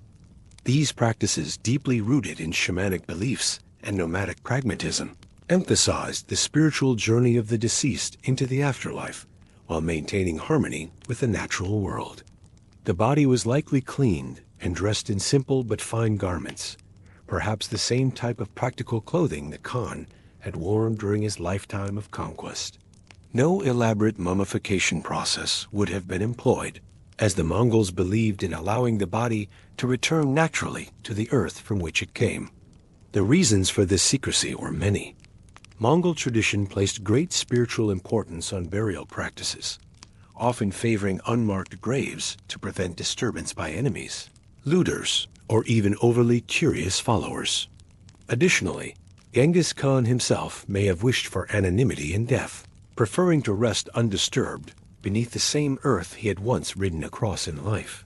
This desire for anonymity reflected a profound understanding of power and legacy that set Genghis Khan apart from his contemporaries. While pharaohs built pyramids and emperors constructed elaborate mausoleums, the Khan recognized that true immortality lay not in stone monuments, but in the continuation of his empire and the spread of his influence. He had witnessed firsthand how the tombs of conquered rulers became targets for desecration and plunder, their carefully preserved remains scattered to the winds by vengeful enemies, or greedy treasure hunters. The choice to remain hidden also aligned with deeper Mongol spiritual beliefs about the relationship between the living and the dead. In their worldview, the spirits of ancestors continued to influence the affairs of their descendants. But this power could be compromised if the physical remains were disturbed or dishonored. By ensuring his grave remained secret, Genghis Khan was not only protecting his own posthumous dignity, but also preserving the spiritual foundation upon which his empire rested. The historical accounts of what happened next are fragmentary and shrouded in layers of legend and speculation. It is believed that a carefully chosen funeral escort transported his body across the Mongolian steppe. These men, sworn to absolute secrecy, are said to have covered long distances, making deliberate detours to confuse any potential observers who might have been watching. The selection of this funeral escort would have been a matter of utmost importance and delicacy. The chosen men were likely drawn from the Khan's most trusted bodyguards, the elite warriors who had served him with unwavering loyalty throughout his campaigns. These individuals would have been bound not only by oaths of secrecy, but also by deep personal devotion to their fallen leader. The psychological burden of carrying such a momentous secret must have weighed heavily upon them, knowing that the fate of their empire's most sacred mystery rested in their hands. The journey itself would have been a masterpiece of misdirection and tactical planning. The funeral party likely traveled at night when possible, avoiding well-known trade routes and settlements. They may have split into multiple groups, with decoy parties heading in different directions to confuse any potential surveillance. The harsh geography of the Mongolian steppe provided natural cover for such deception, with its vast expanses of grassland, rocky outcroppings, and seasonal rivers offering countless opportunities to obscure their true destination. Weather conditions would have played a crucial role in this clandestine journey. The Mongols were masters of reading natural signs and would have timed their movements to coincide with favorable conditions that would help conceal their passage. Snowfall could erase tracks, heavy rains could wash away evidence of their presence, and the harsh winds of the steppe could scatter any sense that might have been followed by tracking dogs or other means of pursuit. Some chronicles tell of a grim tradition, where anyone encountered along the funeral route was silenced to protect the burial site's location. After the grave was completed, the soldiers who dug it may have been executed to eliminate witnesses. Then, according to some versions, the funeral party met a similar fate. Over time, even the executioners' graves may have been hidden, leaving no clear trail for future generations to follow. This systematic elimination of witnesses, while shocking to modern sensibilities, must be understood within the context of Mongol strategic thinking and the paramount importance they placed on maintaining military and political secrets. The Mongols had built their empire through superior intelligence gathering, tactical surprise, and the careful control of information. The same principles that had enabled them to conquer vast territories were now being applied to protect their greatest secret. The logistics of such an operation would have required careful planning and coordination. The executioners themselves would have been chosen from among the most trusted and disciplined warriors, men who understood that their own lives were forfeit once their task was complete. This creates a chilling pyramid of sacrifice, where each successive level of the operation was eliminated to ensure the secret remained buried forever. However, the veracity of these accounts remains questionable. The stories may have been deliberately spread to enhance the mystery and deter treasure hunters, or they may represent later embellishments added by chroniclers seeking to dramatize the already compelling narrative. Some scholars suggest that the tales of mass executions were propaganda designed to create a supernatural aura around the Khan's burial, making potential grave robbers think twice before attempting to locate the site. The most widely accepted theory suggests that Genghis Khan was buried somewhere in the Khenti Mountains, a remote and forested region in northeastern Mongolia. This area, rich with rugged hills, dense woods, and winding rivers, provided a natural shroud for the Khan's final resting place. The Mongols may have chosen a site high on a mountain slope, or deep within a valley, blending the grave seamlessly into the surrounding landscape. The Khenti Mountains represent more than just a geographical location. They hold deep cultural and spiritual significance for the Mongol people. This region is believed to be the birthplace of Genghis Khan himself, making it a fitting location for his eternal rest. The circular symbolism of returning to one's origins would have resonated strongly with Mongol beliefs about the cyclical nature of life and death. The terrain of the Khenti Mountains is perfectly suited for concealing a grave. The region features a complex topography of interconnected valleys, hidden ravines, and dense forests that have remained largely unchanged for centuries. The seasonal variations in vegetation would have provided additional camouflage, with spring growth quickly covering any signs of recent disturbance. The presence of numerous natural clearings and rocky outcroppings would have made it nearly impossible to distinguish a burial site from the surrounding landscape. The climate of the region also plays a crucial role in preservation. The cold winters and moderate summers create conditions that could potentially preserve organic materials for extended periods. The slightly acidic soil, enriched by centuries of fallen leaves and decomposing vegetation, would have provided a natural preservation environment while also gradually breaking down any wooden or organic burial goods that might have been interred with the Khan. Archaeological evidence from other Mongol burial sites in the region provides tantalizing clues about what the Khan's grave might contain. Typical Mongol burials from this period often included the deceased's horse, weapons, and personal possessions. But these items were usually placed in simple graves without elaborate stone markers or permanent structures. The graves were often covered with stones or earth mounds that would gradually settle and blend into the natural landscape over time. For centuries, the Mongolian people treated the region with quiet reverence. Entering the Khenti area became taboo for outsiders. Local oral traditions avoided discussing the burial, preserving the mystery while deterring curious travelers. Over time, generations passed, and even within Mongol culture, knowledge of the grave's precise location faded into obscurity. This cultural protection of the burial site represents one of the most remarkable aspects of the entire mystery. For nearly 8 centuries, the Mongol people have maintained a collective silence about their greatest leader's final resting place. This silence transcends individual knowledge or memory. It has become a cultural institution that binds the community together in shared guardianship of their most sacred secret. The taboo surrounding the Khenti region was not merely superstitious, but served practical purposes as well. By discouraging casual exploration and settlement in the area, the Mongols ensured that the landscape remained largely undisturbed. Herders avoided grazing their animals in certain areas. Hunters stayed away from particular valleys, and travelers chose alternate routes rather than risk violating the sacred prohibition. This protective silence was maintained through a combination of spiritual reverence, cultural conditioning, and practical considerations. Children were taught from an early age that certain areas were sacred and should not be disturbed.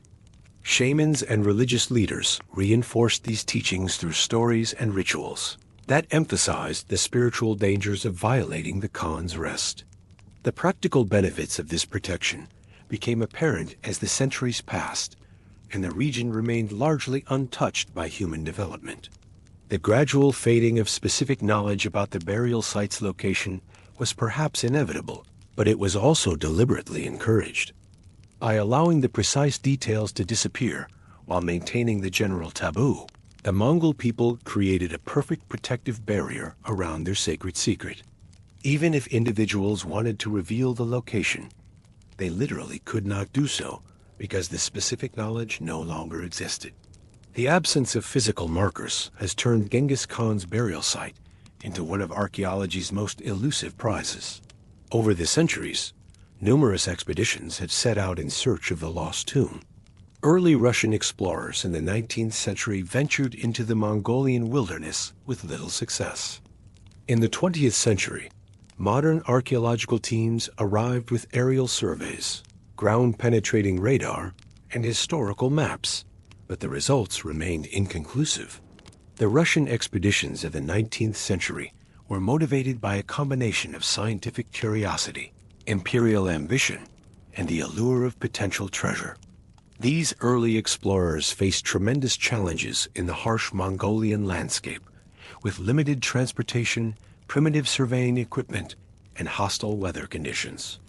Many expeditions ended in failure, with participants succumbing to exposure, starvation, or the various dangers of the remote wilderness. The accounts left by these early explorers provide fascinating insights into the months' difficulties of searching for the Khan's grave. They describe endless expanses of seemingly identical terrain, where every hill and valley looked like a potential burial site. The lack of reliable maps made navigation extremely difficult, and the absence of permanent landmarks in the constantly changing landscape made it nearly impossible to conduct systematic searches. Some Russian explorers reported finding ancient burial sites and artifacts, but none could be definitively linked to Genghis Khan. The problem was compounded by the fact that the Mongols had been burying their dead in similar, unmarked graves for centuries, making it virtually impossible to distinguish the Khan's grave from those of countless other warriors and leaders who had been interred in the same region. The introduction of modern technology in the 20th century initially seemed to offer new hope for solving the mystery. Aerial photography allowed researchers to survey vast areas quickly and identify potential archaeological sites from patterns visible from above. Ground-penetrating radar promised to reveal buried structures and artifacts without the need for extensive excavation. Geological surveys could identify areas where the soil had been disturbed centuries earlier. However, these technological advances also revealed the true scope of the challenge. The Khenti Mountains covered thousands of square kilometers, and the potential burial sites numbered in the hundreds or thousands.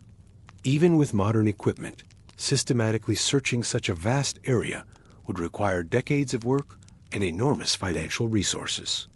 The harsh climate and difficult terrain made it impossible to conduct searches year-round, limiting expeditions to brief summer seasons. The development of satellite imagery and GPS technology in the late 20th century offered new possibilities for the search. High-resolution satellite photographs could reveal subtle variations in vegetation, soil composition, and terrain that might indicate the presence of buried structures. Computer analysis of these images could identify patterns invisible to the human eye and help narrow down the search area to the most promising locations.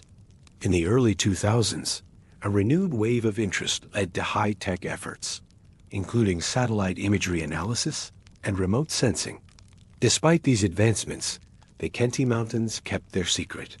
The untouched quality of the landscape, combined with local resistance to excavation, created a protective veil around the region. Many Mongolians continued to view the area as sacred, expressing concern that disturbing the Khan's grave would bring misfortune or dishonor. The high-tech expeditions of the early 21st century represented the most sophisticated attempts yet made to locate Genghis Khan's burial site. Teams of international researchers combined historical analysis, advanced technology, and local knowledge in comprehensive search efforts that spanned multiple years. These expeditions used everything from electromagnetic sensors to chemical analysis of soil samples in their quest to find the elusive grave. One particularly ambitious project involved the use of ground-penetrating radar mounted on all-terrain vehicles to survey large areas of the Khenti region. The radar could penetrate several meters into the earth and create detailed images of subsurface structures and anomalies. However, the technology also revealed the overwhelming complexity of the underground landscape, with natural rock formations, root systems, and geological features, creating thousands of potential targets that required individual investigation. The application of forensic techniques to the search proved both promising and frustrating. Soil analysis could potentially reveal the presence of organic materials associated with burial sites, but the natural decomposition of vegetation and animal remains in the forest environment, created a constant background of organic signatures that made it difficult to identify specific burial-related evidence. Chemical analysis of water sources and soil samples could potentially reveal traces of metal objects or other artifacts, but the results were often inconclusive or contradictory. Despite these technological advances, the human element remained crucial to the search efforts. Local Mongol guides possessed invaluable knowledge of the terrain, weather patterns, and cultural traditions that could not be replicated by external researchers. However, the same cultural factors that had protected the burial site for centuries also created barriers for modern search efforts. Many local people remained reluctant to participate in expeditions they viewed as potentially sacrilegious or harmful to their cultural heritage. The political dimensions of the search also complicated efforts to locate the grave.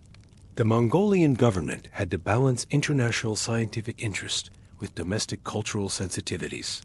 Some officials worried that a major archaeological discovery might lead to increased tourism and development that could damage the pristine environment of the Khenti region. Others feared that the discovery might become a political symbol that could be exploited by various groups for their own purposes. Among the many unanswered questions, the mystery of Genghis Khan's skull holds a particular fascination. Skeletal remains can tell historians much about an individual's health, age, and even ancestry. But without a grave or bones to examine, scholars have little material evidence to study. Occasionally, reports of a skull believed to belong to the Khan surface in private collections or distant museums, but none have withstood scientific scrutiny. The scientific value of discovering Genghis Khan's remains extends far beyond simple curiosity about his physical appearance. Modern forensic techniques could potentially reveal crucial information about his health, diet, ancestry, and even the cause of his death. DNA analysis could confirm or refute various theories about his genetic lineage, and might even help identify living descendants who carry his genetic markers. The skull, in particular, could provide unprecedented insights into the Khan's identity and characteristics. Forensic reconstruction techniques could potentially recreate his facial features with remarkable accuracy, finally putting a definitive face to one of history's most influential figures. The skull could also reveal information about his age at death, any injuries he might have sustained, and even details about his diet and lifestyle that might not be recorded in historical accounts. The periodic appearance of alleged Khan skulls in various collections has created a cottage industry of authentication attempts and scholarly debates. These skulls have surfaced in places as diverse as Russian museums, Chinese private collections, and European auction houses. Each discovery generates initial excitement, followed by careful scientific analysis that typically reveals the remains to be of more recent origin, or from entirely different individuals. The authentication process for such remains involves multiple layers of analysis. Radiocarbon dating can determine the approximate age of the bones, but this technique has limitations when dealing with remains that are several centuries old. The carbon dating window for the Khan's era is relatively narrow, and contamination from the burial environment can affect the accuracy of the results. Genetic analysis offers another avenue for authentication, but it faces significant challenges. Without confirmed genetic material from Genghis Khan or his immediate family members, researchers have no definitive genetic signature to compare against potential remains. Some studies have attempted to identify genetic markers associated with the Khan's lineage by analyzing the DNA of individuals who claim descent from him, but these efforts have produced mixed results. The morphological analysis of skulls allegedly belonging to the Khan has also proven inconclusive. While certain facial characteristics are associated with Mongol ancestry, the variation within ethnic groups makes it difficult to definitively identify individuals based solely on skull measurements and features. The lack of contemporary portraits or detailed physical descriptions of the Khan further complicates these efforts. The ongoing silence surrounding the grave has fueled countless legends. Some stories claim that Genghis Khan was buried alongside unimaginable treasures, gold and jewels, carried from conquered cities. Others suggest that he lies in a plain, undecorated grave, resting under a simple mound of earth with no possessions, in accordance with steppe traditions. The legends surrounding the Khan's burial have evolved over the centuries, reflecting the cultural values and desires of different generations of storytellers. The treasure legends, in particular, seem to reflect the perspective of sedentary civilizations that associated power and status with material wealth.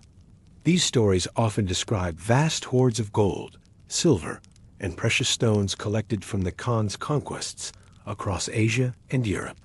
According to some versions of the treasure legends, the burial chamber contains not only precious metals and jewels, but also priceless artifacts from the civilizations the Mongols conquered. Chinese porcelains, Persian carpets, Byzantine goldwork, and Islamic manuscripts are said to fill hidden chambers alongside the Khan's remains. These stories often include detailed descriptions of elaborate burial goods that rival those found in the tombs of Egyptian pharaohs or Chinese emperors. However, the treasure legends may be more fantasy than reality. Historical evidence suggests that the Mongols, despite their vast wealth and power, maintained relatively simple burial practices that emphasized spiritual over material concerns. The nomadic lifestyle that shaped Mongol culture placed little value on permanent possessions, and their burial traditions typically focused on providing the deceased with practical items needed for the afterlife journey rather than displays of wealth. The alternative legends that describe a simple, unmarked grave align more closely with documented Mongol burial practices and cultural values. These stories suggest that the Khan was buried in a manner consistent with traditional steppe customs, with his body placed in the earth along with his horse, weapons, and a few personal possessions. The grave would have been covered with stones or earth and allowed to settle naturally into the landscape without permanent markers or monuments. The persistence of both types of legends reflects the human tendency to project contemporary values onto historical figures. Those who view Genghis Khan primarily as a conqueror and empire builder naturally assume that his burial would reflect the wealth and power he accumulated. Those who see him as a product of nomadic culture emphasize the spiritual and cultural traditions that shaped his worldview. The truth probably lies somewhere between these extremes. As the founder of the largest contiguous empire in history, Genghis Khan certainly had access to unimaginable wealth and could have been buried with significant treasures if he had chosen to do so.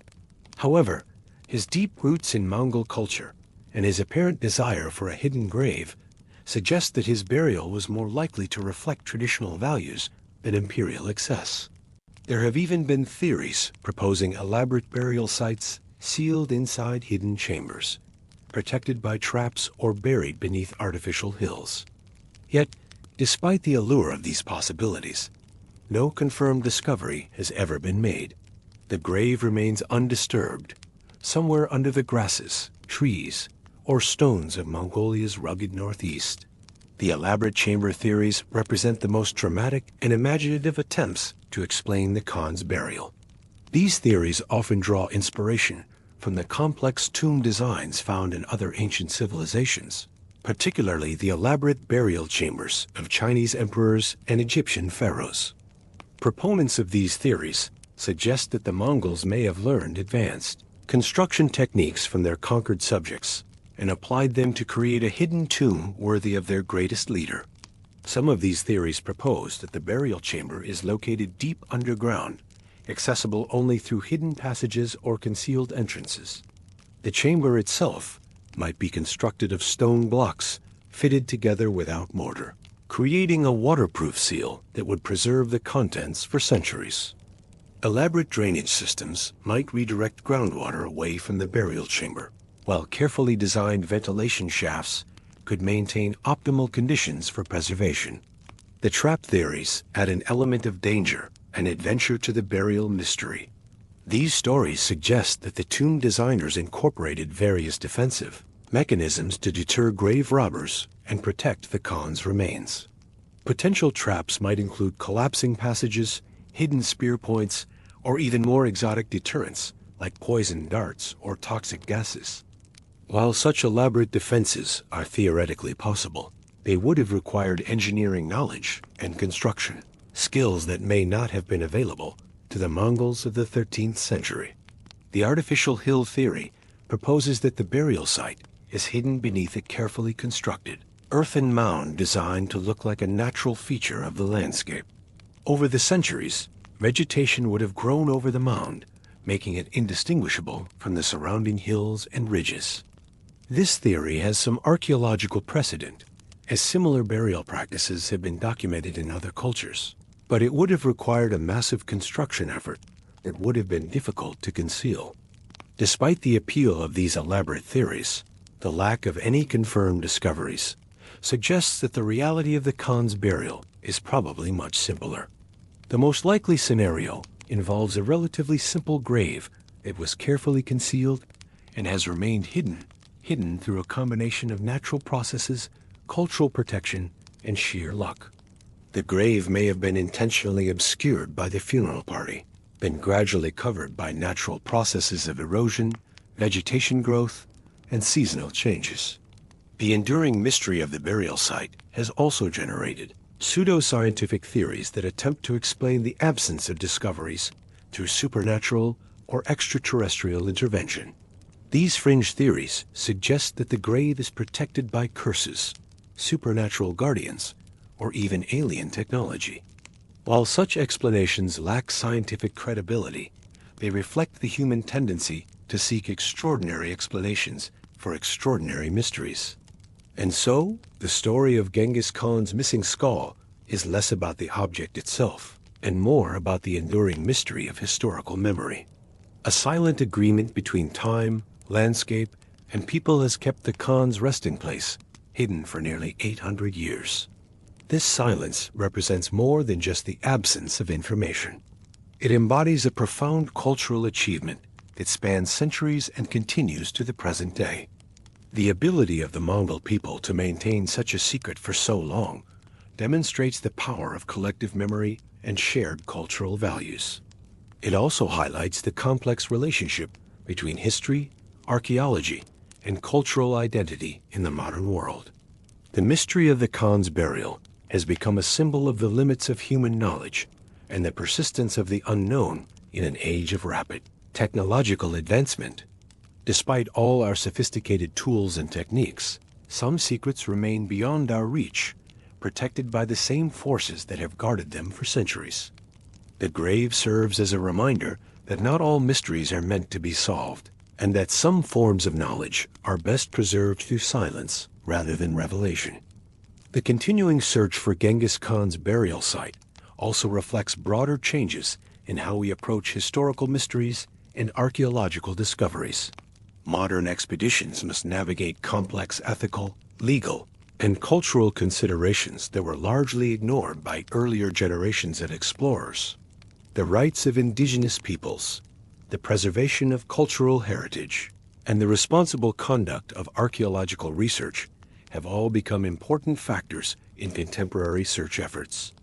The international nature of modern archaeological expeditions has also created new opportunities and challenges.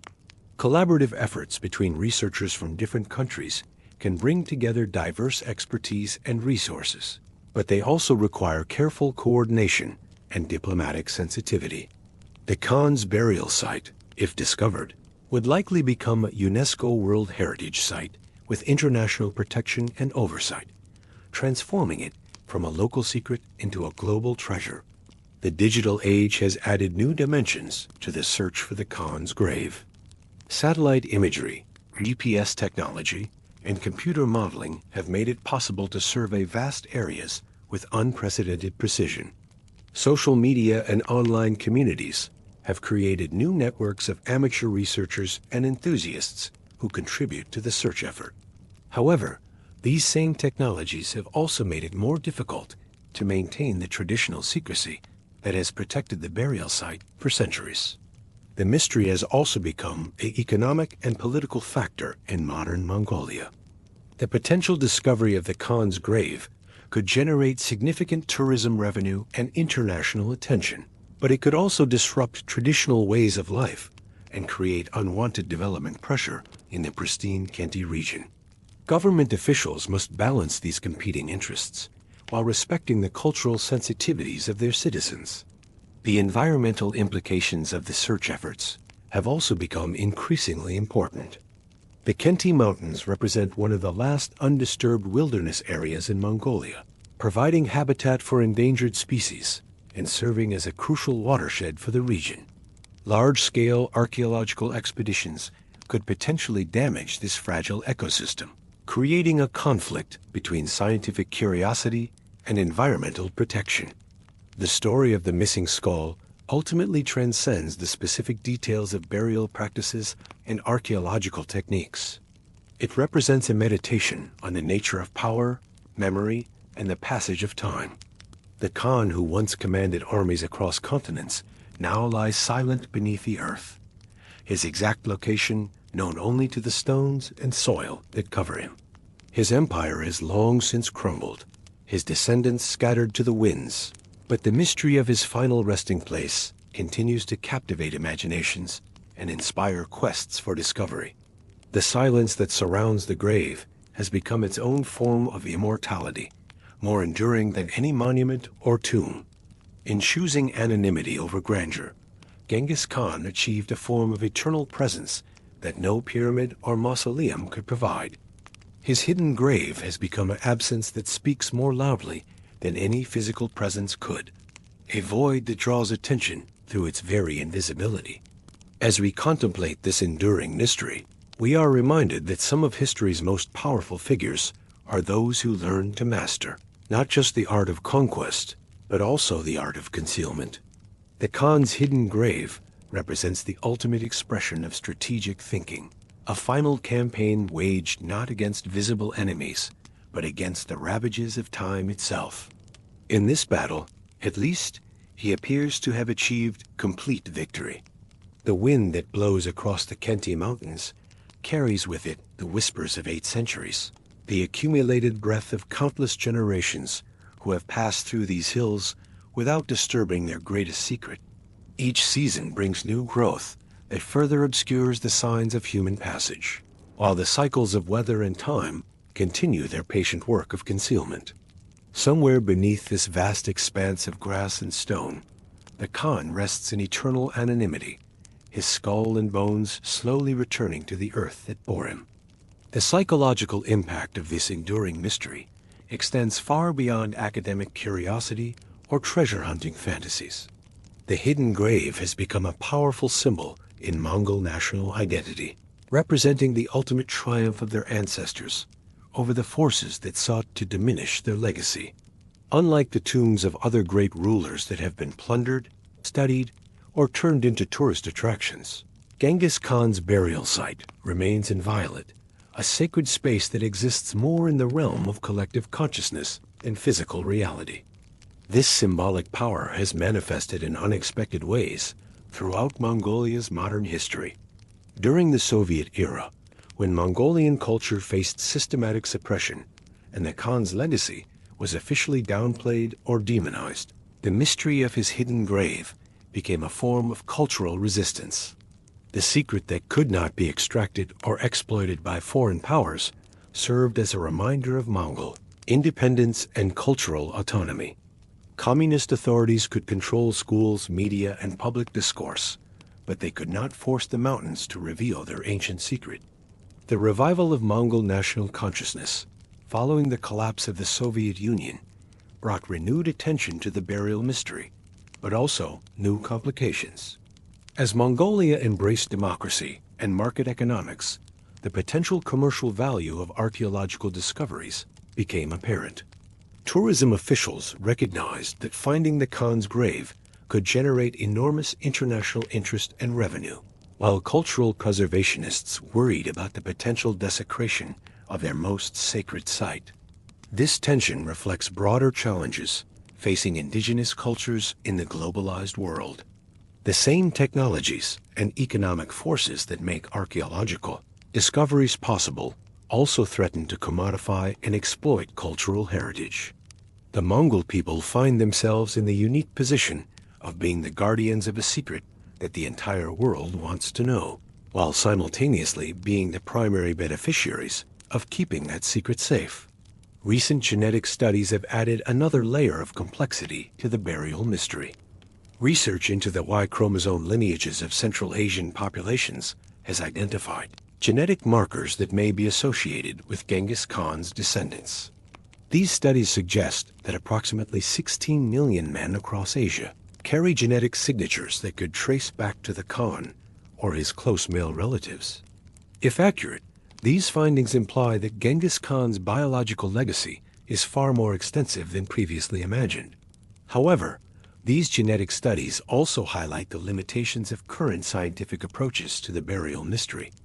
Without confirmed genetic material from the Khan himself, researchers cannot definitively prove connections between modern populations and the historical figure. The discovery of his remains would provide the crucial reference point needed to confirm or refute these genetic theories, potentially reshaping our understanding of population genetics across Eurasia. The climate change implications for the burial site have also become increasingly relevant. The Khenti Mountains, like much of Mongolia, are experiencing significant environmental changes due to global warming. Permafrost that may have helped preserve organic materials is thawing earlier and more extensively each year. Changing precipitation patterns are altering vegetation growth and soil composition in ways that could affect both the preservation of buried materials and the landscape features that help conceal the grave site. These environmental changes create a paradox for those interested in the burial mystery. Climate change may be gradually exposing archaeological sites that have been hidden for centuries, as shifting soil conditions and altered vegetation patterns reveal previously concealed anomalies. However, the same processes may also be destroying the very evidence that researchers hope to find, as thawing permafrost and changing soil chemistry accelerate decomposition of organic materials. The international legal framework surrounding archaeological discoveries has also evolved significantly since the early treasure hunting expeditions of previous centuries. Modern international law recognizes the rights of indigenous peoples to control access to their cultural heritage sites, and UNESCO conventions protect significant archaeological discoveries from exploitation. Any future discovery of Genghis Khan's burial site would likely trigger complex negotiations involving Mongolian authorities, international archaeological organizations, and various indigenous rights groups. The digital preservation movement has created new possibilities for studying the burial mystery without physical excavation. Advanced computer modeling can simulate the effects of various burial practices and environmental conditions over time, helping researchers understand what they might expect to find if the grave were ever located. Virtual reality technologies could potentially allow detailed exploration of hypothetical burial sites without disturbing the actual remains. These digital approaches reflect a growing recognition that some forms of cultural heritage may be better preserved through documentation and simulation rather than physical excavation. The Khan's burial site, if it remains hidden, continues to serve its original purpose as a place of rest and spiritual significance. The mystery itself has become as valuable as any physical discovery could be, representing the successful completion of the Khan's final campaign against the forces of time and human curiosity. The educational impact of the burial mystery extends into classrooms around the world, where students learn about the intersection of history, archaeology, and cultural identity. The story serves as a case study in how different cultures approach death, memory, and the preservation of legacy. It also demonstrates the importance of respecting indigenous cultural values and traditions in archaeological research and cultural heritage management. The mystery has inspired countless works of fiction, documentaries, and academic studies, each adding new layers to the narrative while respecting the essential unknowability of the secret. These creative interpretations serve an important function in keeping the story alive across generations, ensuring that future scholars and adventurers will continue to be drawn to the unsolved puzzle of the Khan's final resting place. As satellite technology becomes more sophisticated and artificial intelligence begins to assist in archaeological research, the possibility of accidentally discovering the burial site increases. Machine learning algorithms can now analyze vast quantities of satellite imagery to identify patterns invisible to human observers. These systems might eventually detect the subtle signatures of an ancient burial site, solving the mystery without human intention or cultural preparation. This possibility raises important questions about the ownership and control of archaeological knowledge in the digital age. If an eye system discovers the location of Genghis Khan's grave through satellite analysis, who has the right to act on that information? How should the international community balance scientific curiosity with respect for Mongol cultural values and the wishes of the people who have protected the secret for 8 centuries? The story of the missing skull ultimately becomes a meditation on the nature of successful secrecy and the power of collective will. In an age when privacy seems increasingly impossible and when digital technologies make it difficult to keep any information truly secret, the Mongol people have maintained their greatest mystery through the simple but profound strategy of cultural unity and shared purpose. Their success offers lessons that extend far beyond archaeology into the realms of cultural preservation, community solidarity, and the protection of sacred knowledge. Now, as we step away from the quiet, wind-swept hills and unsolved riddles of Mongolia's wilderness, we find ourselves drawn to consider the stark contrast between this hidden grave and the magnificent displays of power that characterized the Khan's life. The same man who now lies in anonymous simplicity once presided over one of history's most elaborate and intimidating centers of authority. Let us wander into the great tents and golden halls where diplomacy, intimidation, and ritual played out daily, where the business of empire was conducted with a mixture of nomadic tradition and imperial innovation.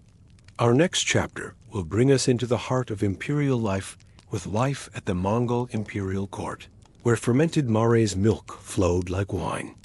Foreign ambassadors trembled before the Khan's throne, and the delicate balance of politics and theater determined the fate of nations.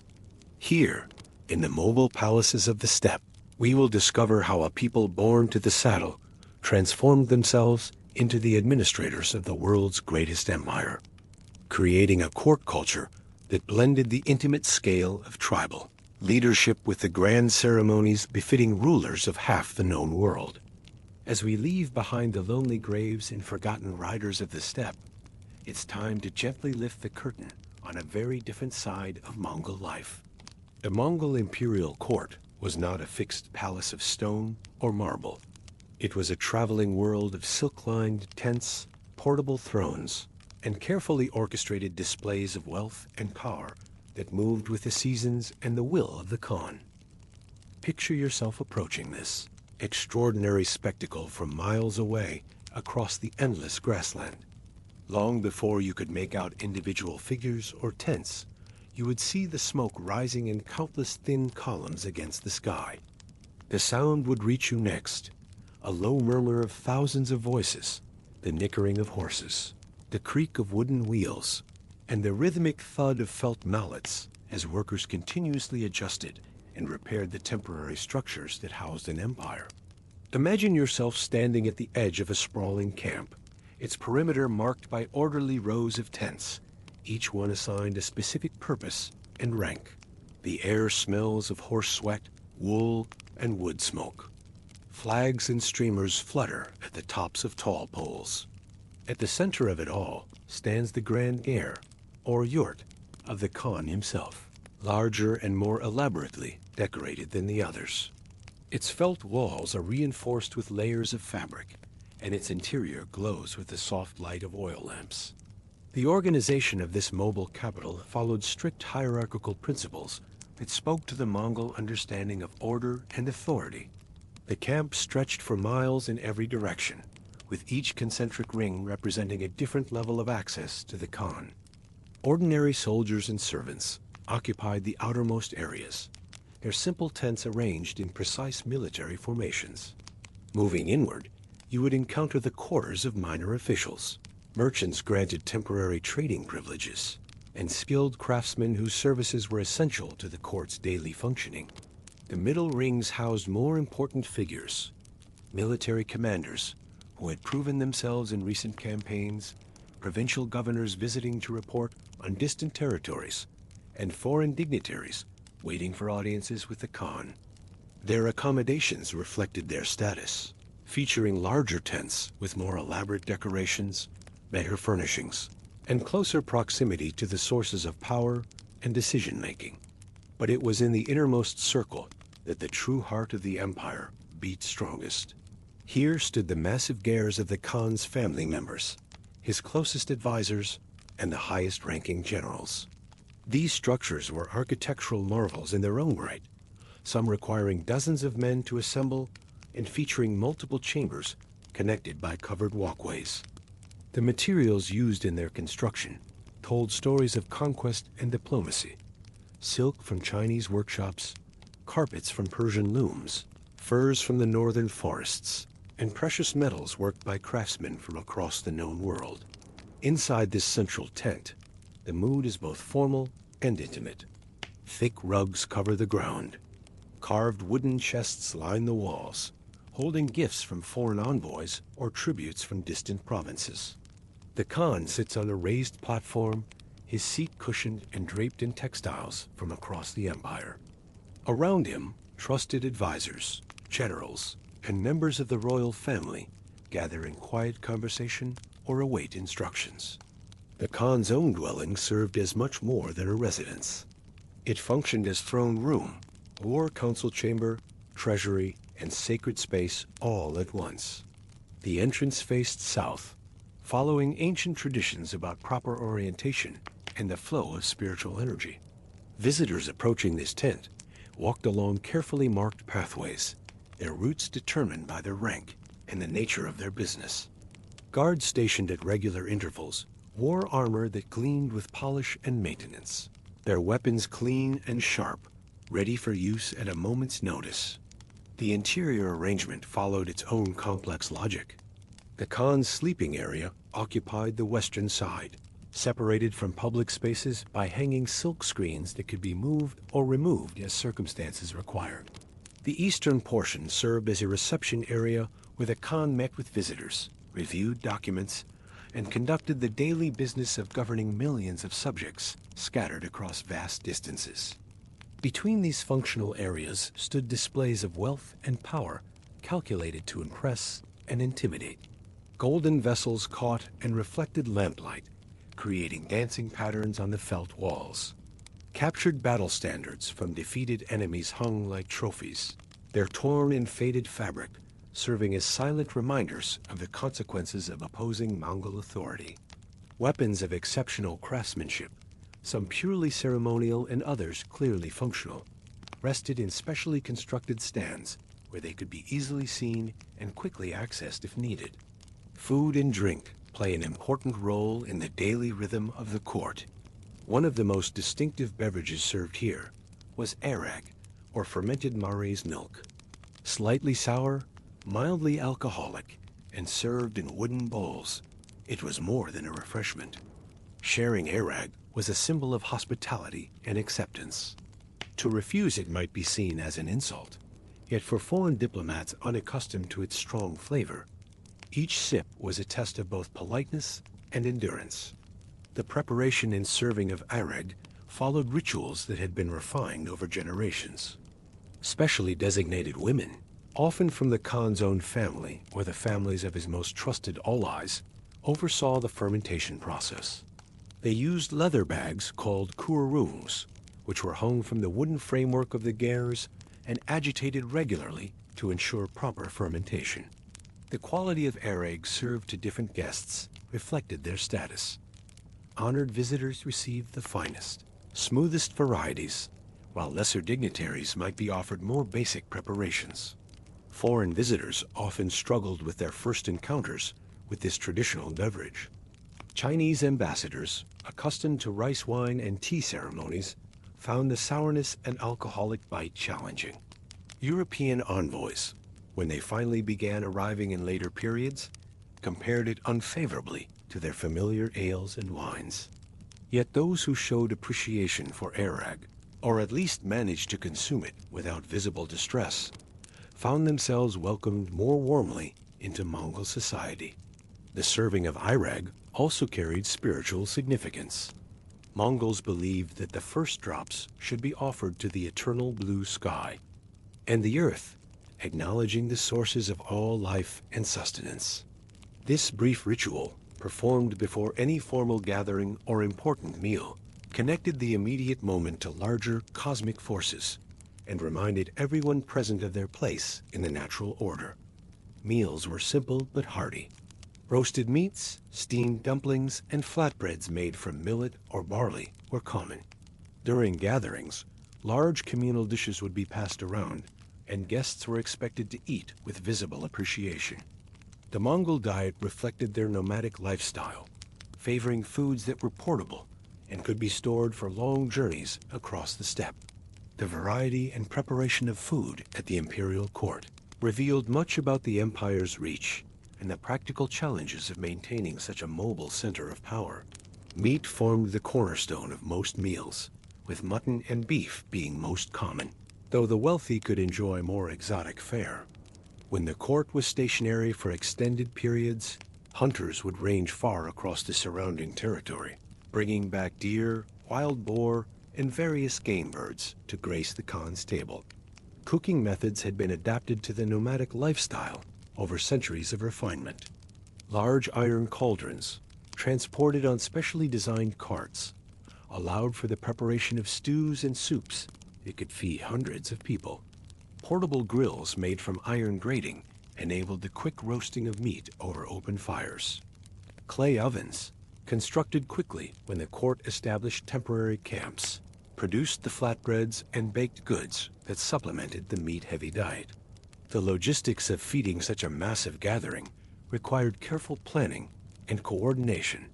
Supply trains constantly moved between the court and surrounding territories, bringing fresh provisions and carrying away waste.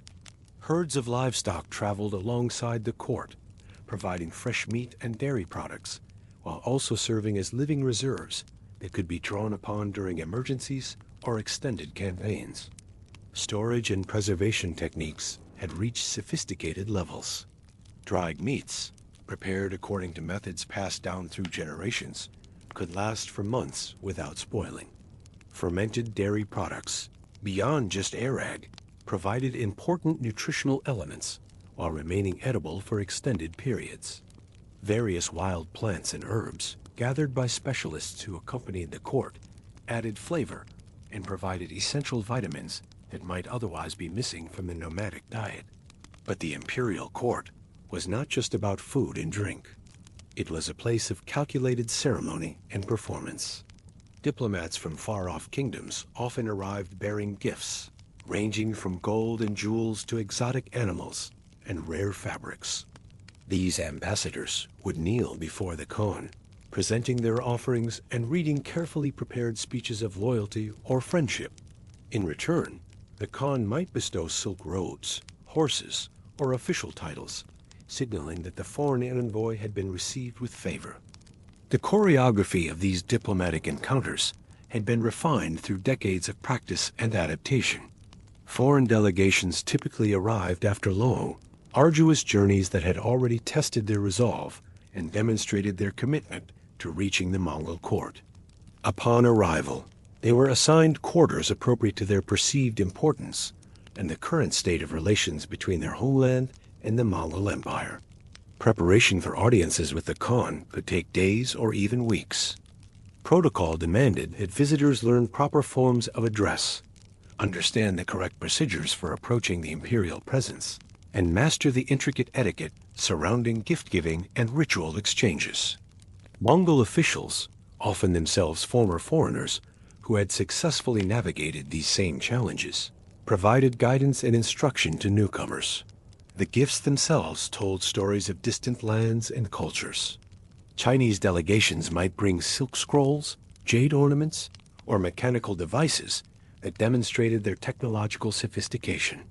Persian envoys often carried carpets, precious stones, or rare books that showcased their artistic and intellectual achievements. From the far north came furs of exceptional quality, amber and ivory, while southern visitors might offer spices, exotic woods, or trained animals that could serve both practical and ceremonial purposes. The Khan's responses to these offerings carried carefully calculated messages. Acceptance and generous reciprocal gifts signaled approval and potential alliance. More modest responses indicated lukewarm reception or displeasure with current relations. In extreme cases, rejection of gifts or dismissal of ambassadors without reciprocal offerings sent clear signals about the empire's displeasure and potential consequences for continued defiance. Intimidation was woven into these rituals as well. Alongside the pageantry of gifts and music, foreign guests were sometimes reminded, in subtle ways, of the Mongol Empire's military power. Rows of armor, battle standards, or even captured enemy banners might line the pathways to the central tent. At times, the court hosted demonstrations of archery or horseback riding, allowing visiting dignitaries to witness firsthand the skill and discipline of Mongol warriors. These displays of military prowess served multiple purposes beyond simple intimidation. They demonstrated that Mongol power rested on genuine capability rather than empty boasting. They provided entertainment for the court and visiting dignitaries alike. They also served as training opportunities for the warriors themselves, maintaining their skills during periods when active campaigning was not taking place. Archery competitions, in particular, held special significance in Mongol culture. The ability to accurately shoot from horseback at full gallop represented the quintessential military skill that had enabled Mongol conquests across vast distances. Foreign observers, many of whom came from cultures where mounted archery was less developed or entirely unknown, watched in amazement as Mongol riders consistently hit targets at distances and speeds that seemed impossible. Wrestling matches provided another form of entertainment that also served as a demonstration of individual strength and skill. Mongol wrestling followed ancient traditions and rules, with competitions that could last for hours as skilled opponents tested each other's endurance and technique. Victory in these contests brought honor not only to the individual wrestlers, but also to their tribes and military units. Horse racing, meanwhile, celebrated the animals that made Mongol civilization possible. The small, hardy horses of the steppe might not have appeared impressive to visitors accustomed to the larger war horses of Europe or the elegant breeds of the Middle East, but their speed, endurance, and adaptability were legendary. Races across the grassland, sometimes covering dozens of miles, demonstrated these qualities while providing thrilling entertainment for spectators. Despite the imposing atmosphere, the imperial court could also be surprisingly flexible. The Mongols valued merit and loyalty over noble birth. It was not uncommon to see individuals of humble origin rise to important positions if they proved themselves capable and trustworthy. Advisors included generals, merchants, and even foreign scholars, all brought into the fold based on their usefulness to the empire. This meritocratic approach represented a significant departure from the more rigid hierarchical systems that characterized many other medieval societies. While birth and family connections certainly mattered in Mongol society, they did not automatically guarantee advancement or position. Military success, administrative competence, and demonstrated loyalty could elevate individuals from modest backgrounds to positions of genuine power and influence.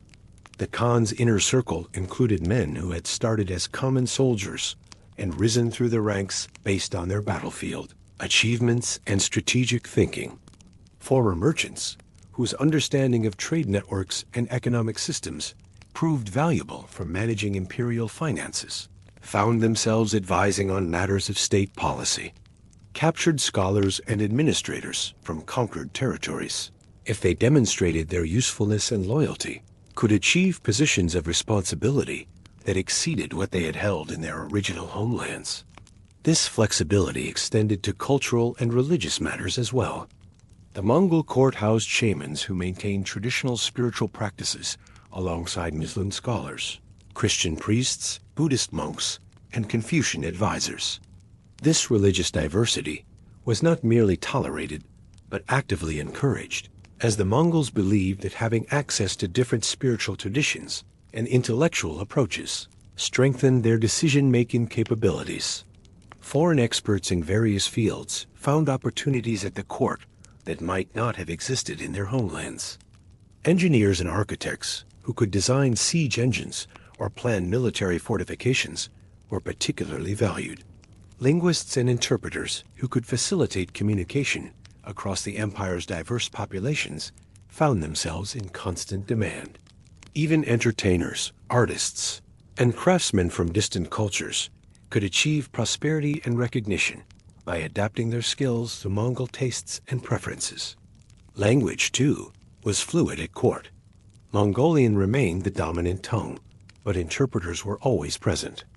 Persian, Chinese, and other languages echoed through the tents as officials worked to manage an empire that stretched across diverse cultures and regions. The flow of information was constant. Messages arrived daily from distant provinces, delivered by the very postal riders we discussed earlier.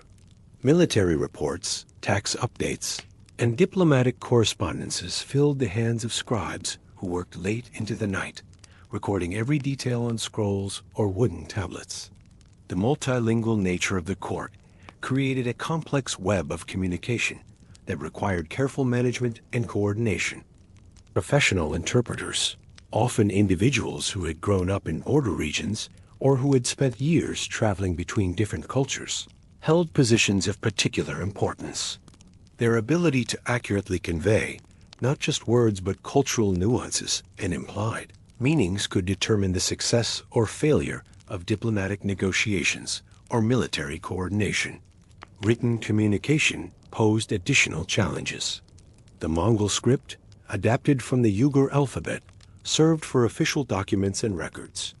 But many important communications arrived in Chinese characters, Arabic script, or other writing systems. Scribes who could read and write in multiple languages and scripts were essential for maintaining the flow of information across the empire. Record keeping itself represented a massive undertaking. Every tribute payment, every military appointment, every diplomatic agreement required documentation and filing. The court maintained traveling archives, carefully organized collections of scrolls and tablets that moved with the Khan and contained the essential records needed for governing. Additional copies of important documents were dispatched to regional centers, ensuring that critical information could be accessed even if the main archives were lost or damaged. The constant flow of information created opportunities for intelligence gathering and strategic planning that gave the Mongols significant advantages over their enemies. Reports from merchants and travelers provided early warning of potential threats or opportunities. Military commanders in distant provinces sent detailed assessments of local conditions, enemy movements, and resource availability. This information network, combined with the rapid communication capabilities of the postal system, allowed the Khan and his advisors to make informed decisions about military campaigns, diplomatic initiatives, and administrative policies. Music drifted through the camp in the evenings. Traditional instruments like the morin khur, a horsehead fiddle with deep, resonant tones, provided entertainment during feasts and gatherings. Storytellers and poets recited tales of past conquests or sang songs that praised the empire's enduring strength. For a few moments, amidst the business of governing and conquering, laughter and relaxation filled the air. The musical traditions of the court blended Mongol heritage with influences from across the empire. The morin khur, with its distinctive horsehead carving and two strings made from horsehair, produced haunting melodies that seemed to capture the vast loneliness and beauty of the steppe. Master musicians, some of whom had trained for decades to perfect their art, could make the instruments sing with voices that ranged from whisper-soft to bold and commanding. Other traditional instruments added their own voices to the evening concerts. Drums made from stretched hide and wooden frames provided rhythmic foundations for dancing and ceremonial performances. Simple flutes, carved from wood or bone, produced clear, penetrating notes that could be heard across great distances. Stringed instruments similar to lutes, adapted from designs encountered in conquered territories, brought new melodic possibilities to traditional Mongol music. The songs themselves served multiple functions beyond entertainment. Epic poems recounting the deeds of legendary heroes helped preserve historical memories and cultural values. Praise songs honored the Khan and his achievements while subtly reinforcing his authority and legitimacy. Love songs and humorous ballads provided emotional release and social commentary, allowing for the expression of feelings and ideas that might be difficult to voice in more formal settings. Storytelling held equally important cultural significance. Master storytellers, often elderly individuals who had spent lifetimes perfecting their craft, commanded enormous respect and attention. Their repertoires included traditional folk tales that taught moral lessons, historical accounts of great battles, and conquests and mythological stories that explained the origins of the Mongol people and their relationship with the natural world. These performances were not merely passive entertainment.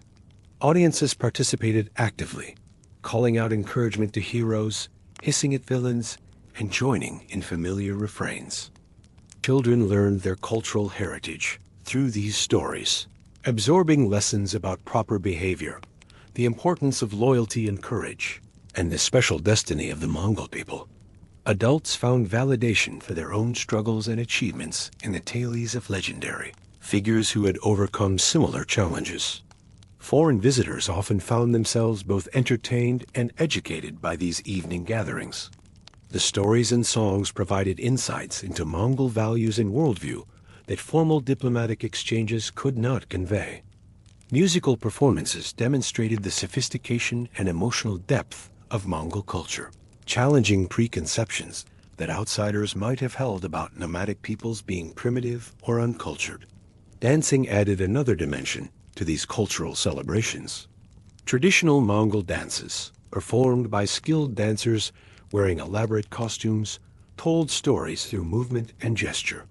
Some dances mimicked the movements of animals, celebrating the close relationship between the Mongols and the natural world. Others recreated hunting scenes or military victories, allowing participants and spectators to relive moments of triumph and skill. Yet beneath this surface of song and ceremony, a quiet tension always lingered. The Khan's mood could shift quickly.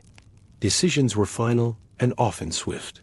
A trusted advisor could rise in favor one day and fall out of grace the next.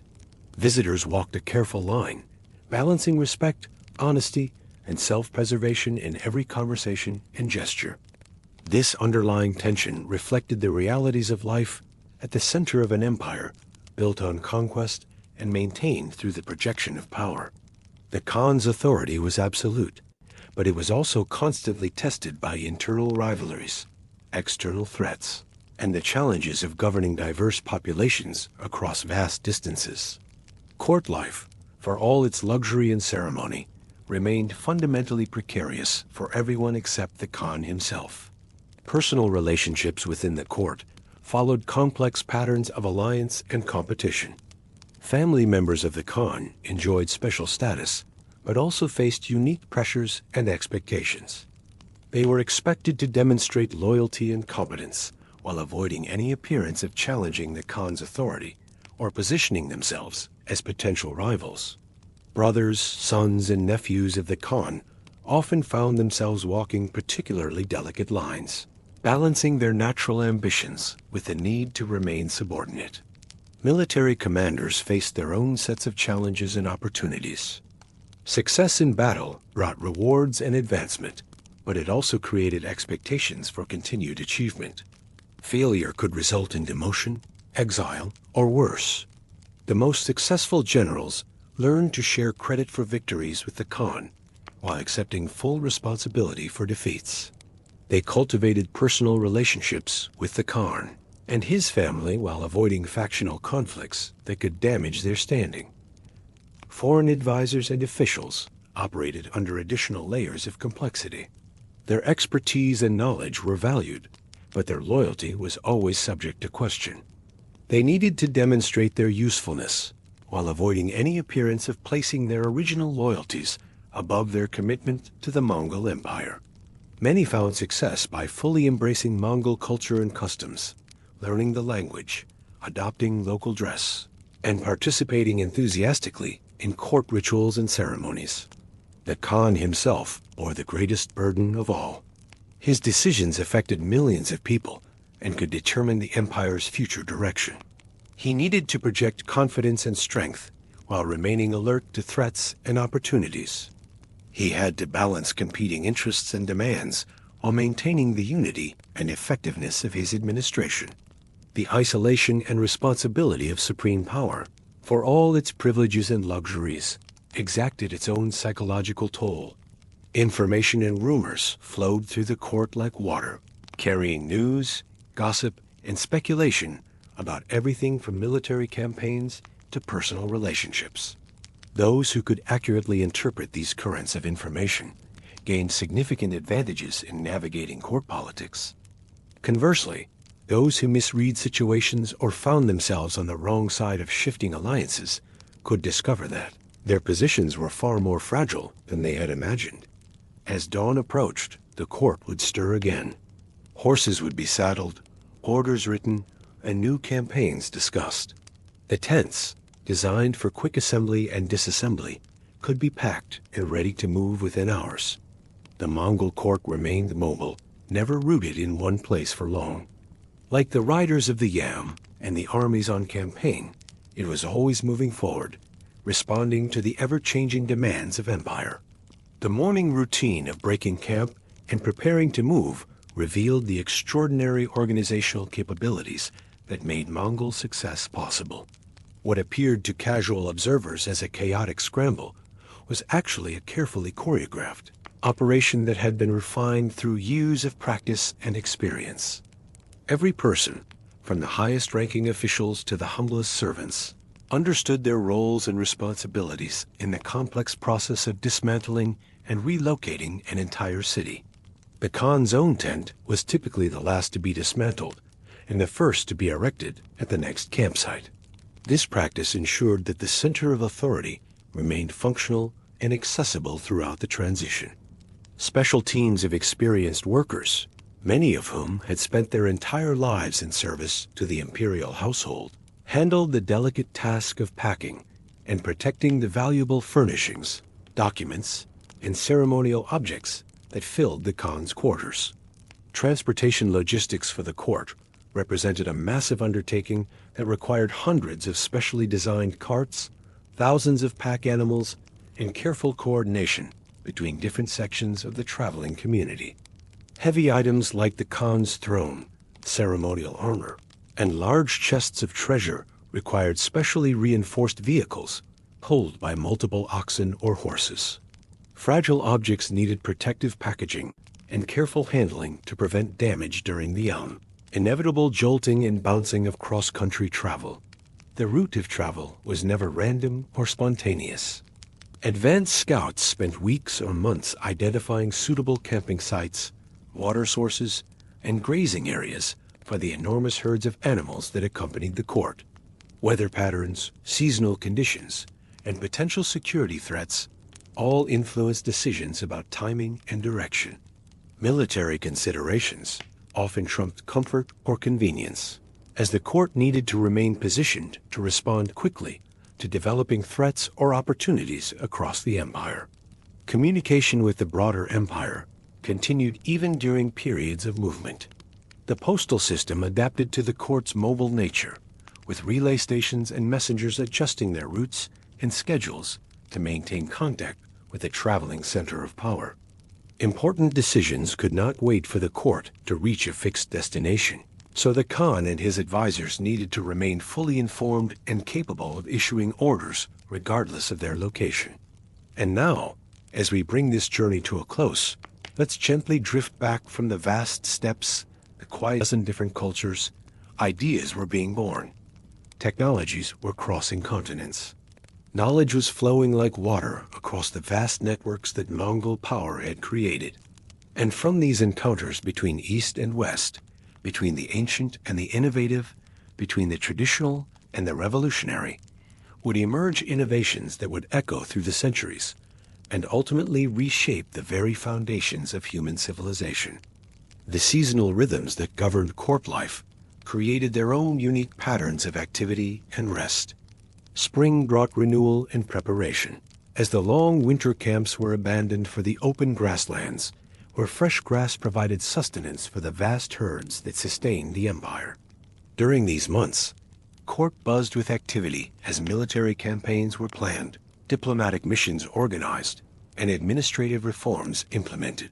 The Khan's advisors worked tirelessly to coordinate the complex logistics required to move tens of thousands of people and animals across hundreds of miles of terrain.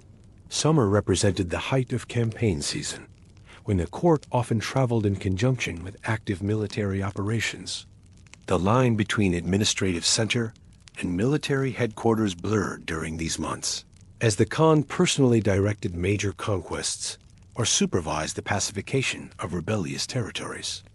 The court's mobile nature proved particularly valuable during these periods, allowing the supreme commander to remain in close contact with his armies, while maintaining the ceremonial and administrative functions necessary for governing the empire. Autumn brought a different kind of intensity, as the results of summer campaigns were evaluated and integrated into the empire's broader strategic framework. Newly conquered territories required administrative organization. Captured populations needed to be assessed and categorized, and tribute systems had to be established or modified. The court during these months resembled a vast processing center, where information flowed inward from across the empire and decisions flowed outward to implement new policies and arrangements. Winter offered the closest thing to stability that the nomadic court experienced. Extended camps and sheltered locations provided opportunities for rest, reflection, and planning. These months saw intensive diplomatic activity, as foreign embassies that had traveled long distances to reach the court were finally granted audiences. Craftsmen and artists found their busiest season during winter camps, as they worked to repair, create, and improve the material culture that surrounded imperial power. The court's relationship with the natural world reflected fundamental aspects of Mongol spirituality and worldview. Unlike settled civilizations that sought to impose human order upon the landscape, the Mongols adapted their activities to work with natural cycles and environmental conditions. The timing of movements, the selection of campsites, and the organization of daily activities all reflected careful attention to weather patterns, seasonal changes, and the needs of the animals upon which Mongol civilization depended. Sacred sites and spiritual considerations influenced court movements in ways that foreign observers often failed to understand. Certain locations held special significance in Mongol cosmology, and the court would sometimes make lengthy detours to visit or avoid these places depending upon the spiritual requirements of the moment. Shamans and spiritual advisors played crucial roles in determining auspicious timing for important decisions and movements. The court's interaction with local populations, as it moved across the empire, revealed much about Mongol administrative philosophy and practical governance. Unlike conquerors who simply extracted resources and moved on, the Mongols sought to establish sustainable relationships with the communities they encountered. Local leaders might be invited to join the court temporarily, providing opportunities for them to observe imperial administration firsthand, while allowing Mongol officials to better understand regional conditions and concerns. These interactions served multiple purposes beyond immediate administrative needs. They provided intelligence about local sentiment and potential security threats. They offered opportunities for cultural exchange and learning that enriched both sides. They demonstrated Mongol power and authority in ways that purely military displays could not match. And they created personal relationships and loyalties that strengthened imperial control more effectively than fear alone could accomplish. The economic impact of the court's movements rippled across vast regions. Local markets experienced sudden surges in demand for everything from basic foodstuffs to luxury goods. Craftsmen and merchants who could provide services or products needed by the court found opportunities for prosperity that might last for generations. Communities that successfully hosted the imperial court gained prestige and connections that provided long-term advantages in trade and political relationships. However, these same movements could also strain local resources and disrupt established patterns of life. The sudden arrival of tens of thousands of people and animals could overwhelm local food supplies and grazing areas. Competition for scarce resources sometimes led to conflicts between court personnel and local populations. The Mongol administration developed increasingly sophisticated systems for managing these challenges, including advanced planning for resource requirements and compensation mechanisms for communities that provided significant support. The court's judicial functions represented another crucial aspect of imperial governance that required constant attention and adaptation. Disputes arose daily among the thousands of individuals who traveled with the court, ranging from minor personal conflicts to serious crimes that threatened order and discipline. The Khan's justice was renowned for its swiftness and decisiveness, but it also had to account for the diverse legal traditions and cultural expectations of the empire's varied populations. Mongol law, known as the Yasa, provided the fundamental framework for imperial justice, but its application required constant interpretation and adaptation. Cases involving individuals from different cultural backgrounds posed particular challenges, as behavior that was acceptable or even praiseworthy in one tradition might be criminal or offensive in another. Court officials developed expertise in cross-cultural legal interpretation that allowed them to render decisions that maintained order while respecting legitimate cultural differences. The psychological pressures of court life affected everyone from the highest officials to the humblest servants. The constant movement, the ever-present awareness of being under observation and evaluation, and the knowledge that positions and fortunes could change rapidly created an atmosphere of chronic stress and hypervigilance. Those who thrived in this environment typically possessed exceptional abilities to read social and political cues, adapt quickly to changing circumstances, and maintain their equilibrium under pressure. Mental health and emotional well-being, while not understood in modern terms, were nonetheless important considerations for maintaining an effective court. Traditional Mongol culture provided various outlets for stress and tension, including physical competitions, ritual celebrations, and structured opportunities for both individual expression and group solidarity. The integration of diverse cultural traditions into court life created additional resources for addressing psychological needs and maintaining morale. The role of women within the court structure reflected both traditional Mongol gender relationships and the practical requirements of managing a mobile imperial center. Mongol women historically enjoyed greater freedom and authority than their counterparts in many other medieval societies, and this relative equality extended to court life. The Khan's wives and female relatives often wielded significant political influence, serving as advisors, diplomatic representatives, and administrators of important imperial functions. Female court members managed many of the domestic and logistical functions that kept the traveling court operational. They supervised food preparation and distribution, managed textile production and repair, and coordinated the complex arrangements required for hosting diplomatic receptions and ceremonial events. Their expertise in these areas made them indispensable partners in the imperial enterprise, rather than merely decorative appendages to male power. The education and training of future leaders represented a crucial but often overlooked function of court life. Young members of the imperial family and the children of important officials grew up within the court environment, receiving informal but intensive education in the arts of governance, diplomacy, and military leadership.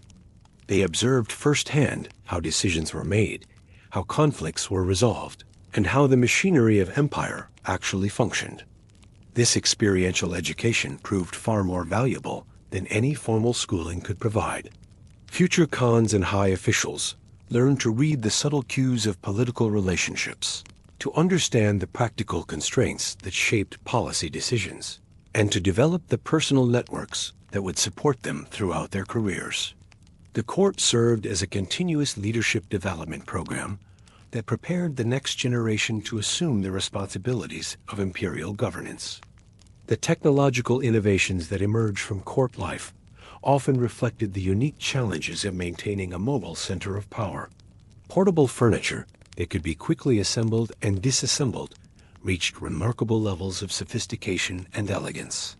Communication systems adapted to work effectively across the vast distances and difficult terrain that separated the court from distant provinces. Transportation technologies evolved to handle the specialized requirements of moving valuable and fragile items across rough country. These innovations, born from practical necessity, often found applications far beyond their original purposes. Improved methods for preserving food and storing liquids proved valuable for military campaigns and civilian trade. Advances in portable construction techniques influenced architecture across the empire. Communication technologies developed for imperial use were adapted for commercial and civilian purposes, contributing to the broader economic and cultural integration of Mongol territories. The court's influence on artistic and cultural development extended far beyond the immediate circle of imperial power. Artists and craftsmen who gained exposure to court aesthetics and preferences carried these influences back to their home communities, spreading new styles and techniques across vast geographical areas.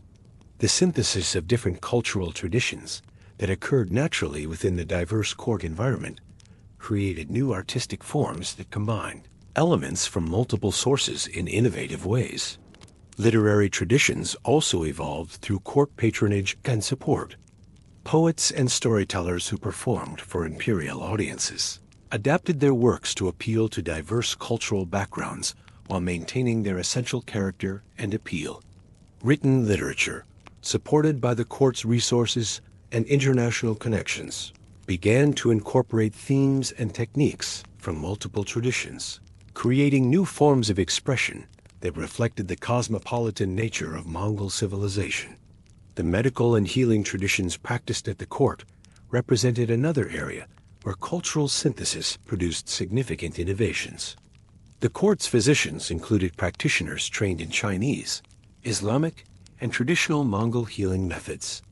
Their collaboration and exchange of knowledge led to new understanding of disease, injury treatment, and preventive care that benefited not only court members, but spread throughout the empire's population. The court's relationship with religious and spiritual traditions reflected the Mongol commitment to tolerance and pragmatic accommodation. Rather than imposing a single religious system, the Mongols encouraged the coexistence of multiple spiritual traditions, believing that this diversity strengthened rather than weakened imperial unity. The court regularly hosted religious debates and discussions that allowed representatives of different faiths to explain their beliefs and practices to interested audiences. These religious gatherings served multiple purposes beyond spiritual enrichment. They provided opportunities for the Khan and his advisors to better understand the beliefs and motivations of different subject populations. They demonstrated imperial tolerance and respect for diverse traditions, building loyalty among religious minorities.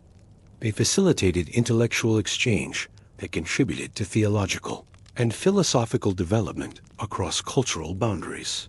The court's role in facilitating trade and economic development extended far beyond providing security for merchant caravans. Court officials actively worked to standardize weights and measures, establish consistent currency systems, and create legal frameworks that supported commercial activity. The court's own enormous demands for goods and services stimulated economic activity wherever it traveled, creating markets and opportunities that often persisted long after the imperial entourage had moved on.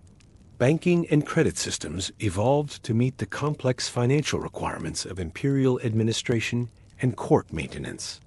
The need to transfer funds across vast distances and coordinate payments in different currencies led to innovations in financial instruments and banking practices that revolutionized commercial relationships throughout the empire. These developments, initially created to serve imperial needs, became fundamental components of the expanding global economy. The intricate web of personal relationships that developed within the court created its own form of unwritten governance that operated alongside formal imperial structures. Friendships, rivalries, romantic entanglements, and family connections all influenced how decisions were made and implemented. A casual conversation between the Khan's favored general and a foreign advisor might carry more weight than official diplomatic correspondence. An offhand comment from one of the Khan's wives could redirect policy discussions that had been developing for months. These informal networks proved particularly important for individuals seeking to advance their positions or accomplish specific objectives within the imperial system. Success often depended less on formal authority than on the ability to navigate personal relationships and understand the subtle dynamics that shaped daily interactions. Those who mastered this social complexity found themselves wielding influence far beyond what their official titles might suggest, while those who failed to grasp these patterns often discovered their formal authority meant little in practical terms. The court's approach to intelligence gathering and information analysis represented one of the most sophisticated aspects of Mongol administration.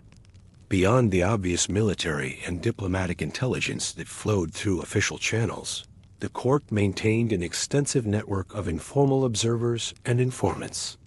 Merchants, craftsmen, religious pilgrims, and traveling scholars all contributed pieces of information that, when assembled and analyzed, provided detailed pictures of conditions throughout the empire and beyond its borders. This intelligence operation functioned through relationships rather than formal structures. A court official might maintain casual friendships with merchants who regularly traveled specific trade routes, gaining access to commercial intelligence that revealed economic trends and potential opportunities. Religious advisors often maintained correspondence with spiritual leaders in distant communities, providing insights into local sentiment and potential sources of unrest. Even court entertainers and servants contributed valuable observations about the mood and concerns of visiting dignitaries. The processing and evaluation of this diverse information required skills that combined analytical thinking with cultural sensitivity and political awareness.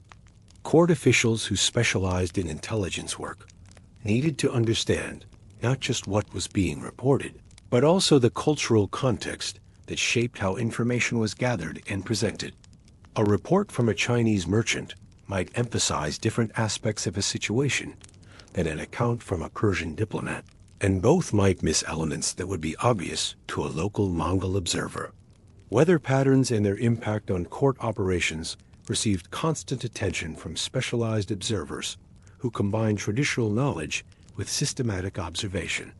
These individuals tracked not just immediate weather conditions, but seasonal patterns, long-term climate trends, and the relationships between weather and other factors like animal health, crop yields, and human behavior. Their expertise proved crucial for planning court movements, timing military campaigns, and anticipating potential challenges to imperial administration. The court's relationship with time itself reflected broader Mongol philosophical approaches to existence and change. Unlike sedentary societies that often emphasized permanence and stability, Mongol culture embraced flux and adaptation as natural and necessary aspects of life. This perspective influenced everything from architectural choices to diplomatic strategies, creating an administrative culture that prioritized flexibility and responsiveness over rigid adherence to established procedures. This temporal flexibility manifested in practical ways throughout court operations. Schedules and plans were treated as guidelines rather than fixed commitments, allowing for rapid adjustments when circumstances changed or new opportunities arose. Meetings might be postponed for days or weeks if more pressing matters demanded attention, or conversely, urgent sessions might be called with little advance notice when situations required immediate response. The court's educational functions extended beyond the training of future leaders to encompass a broader mission of cultural preservation and development.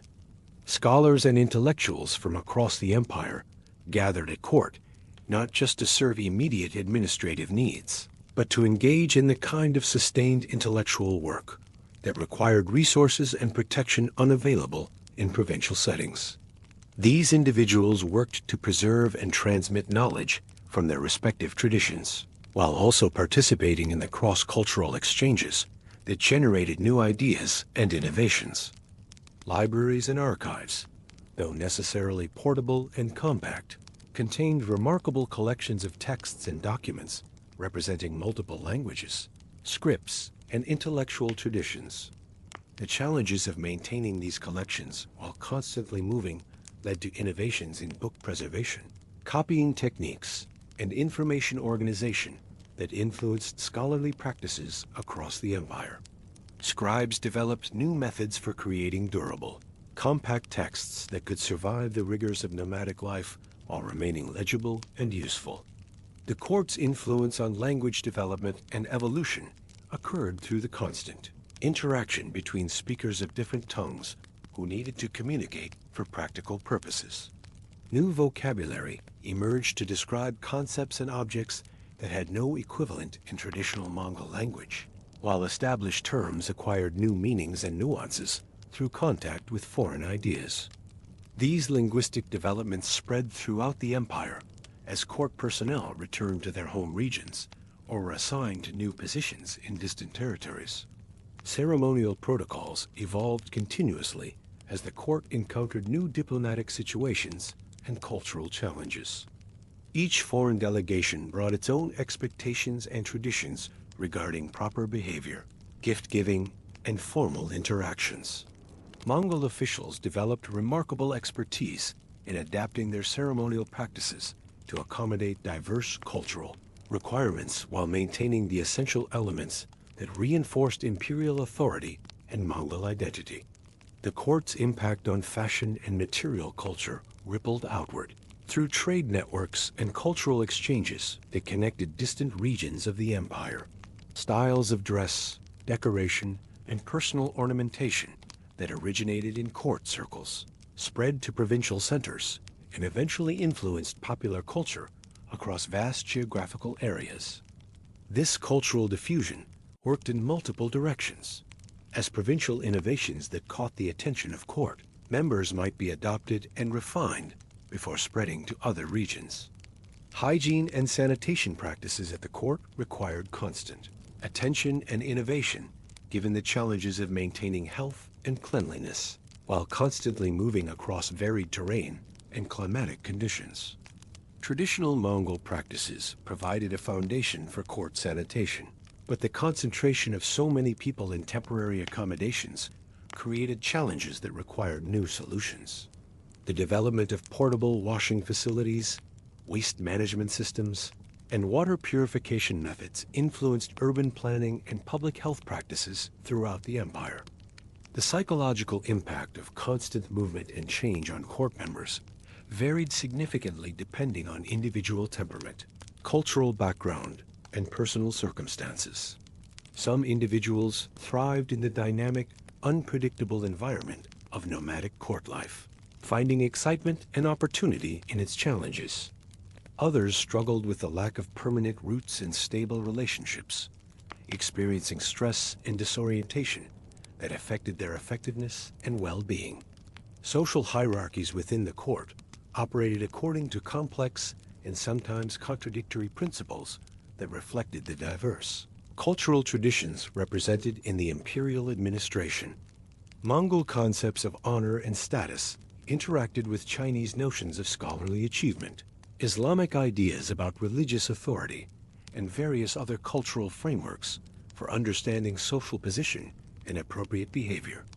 Navigating these multiple hierarchy systems required sophisticated social skills and cultural awareness.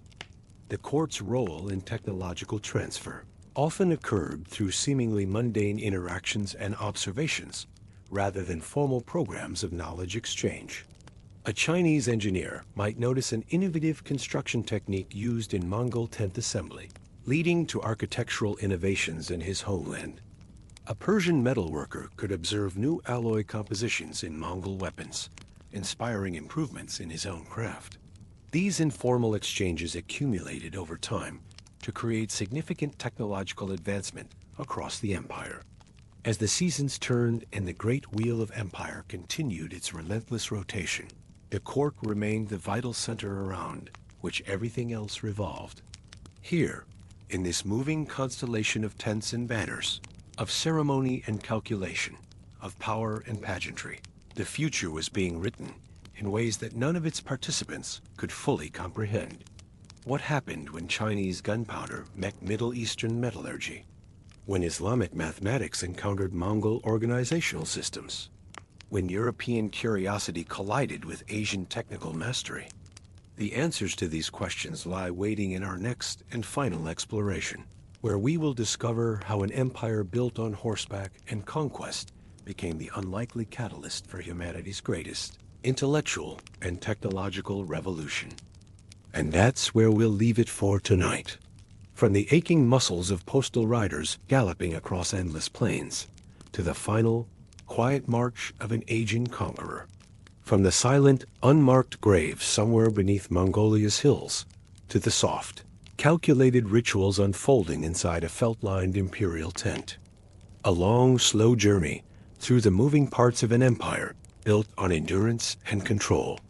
If you're still awake, thanks for sticking with me all the way to the end.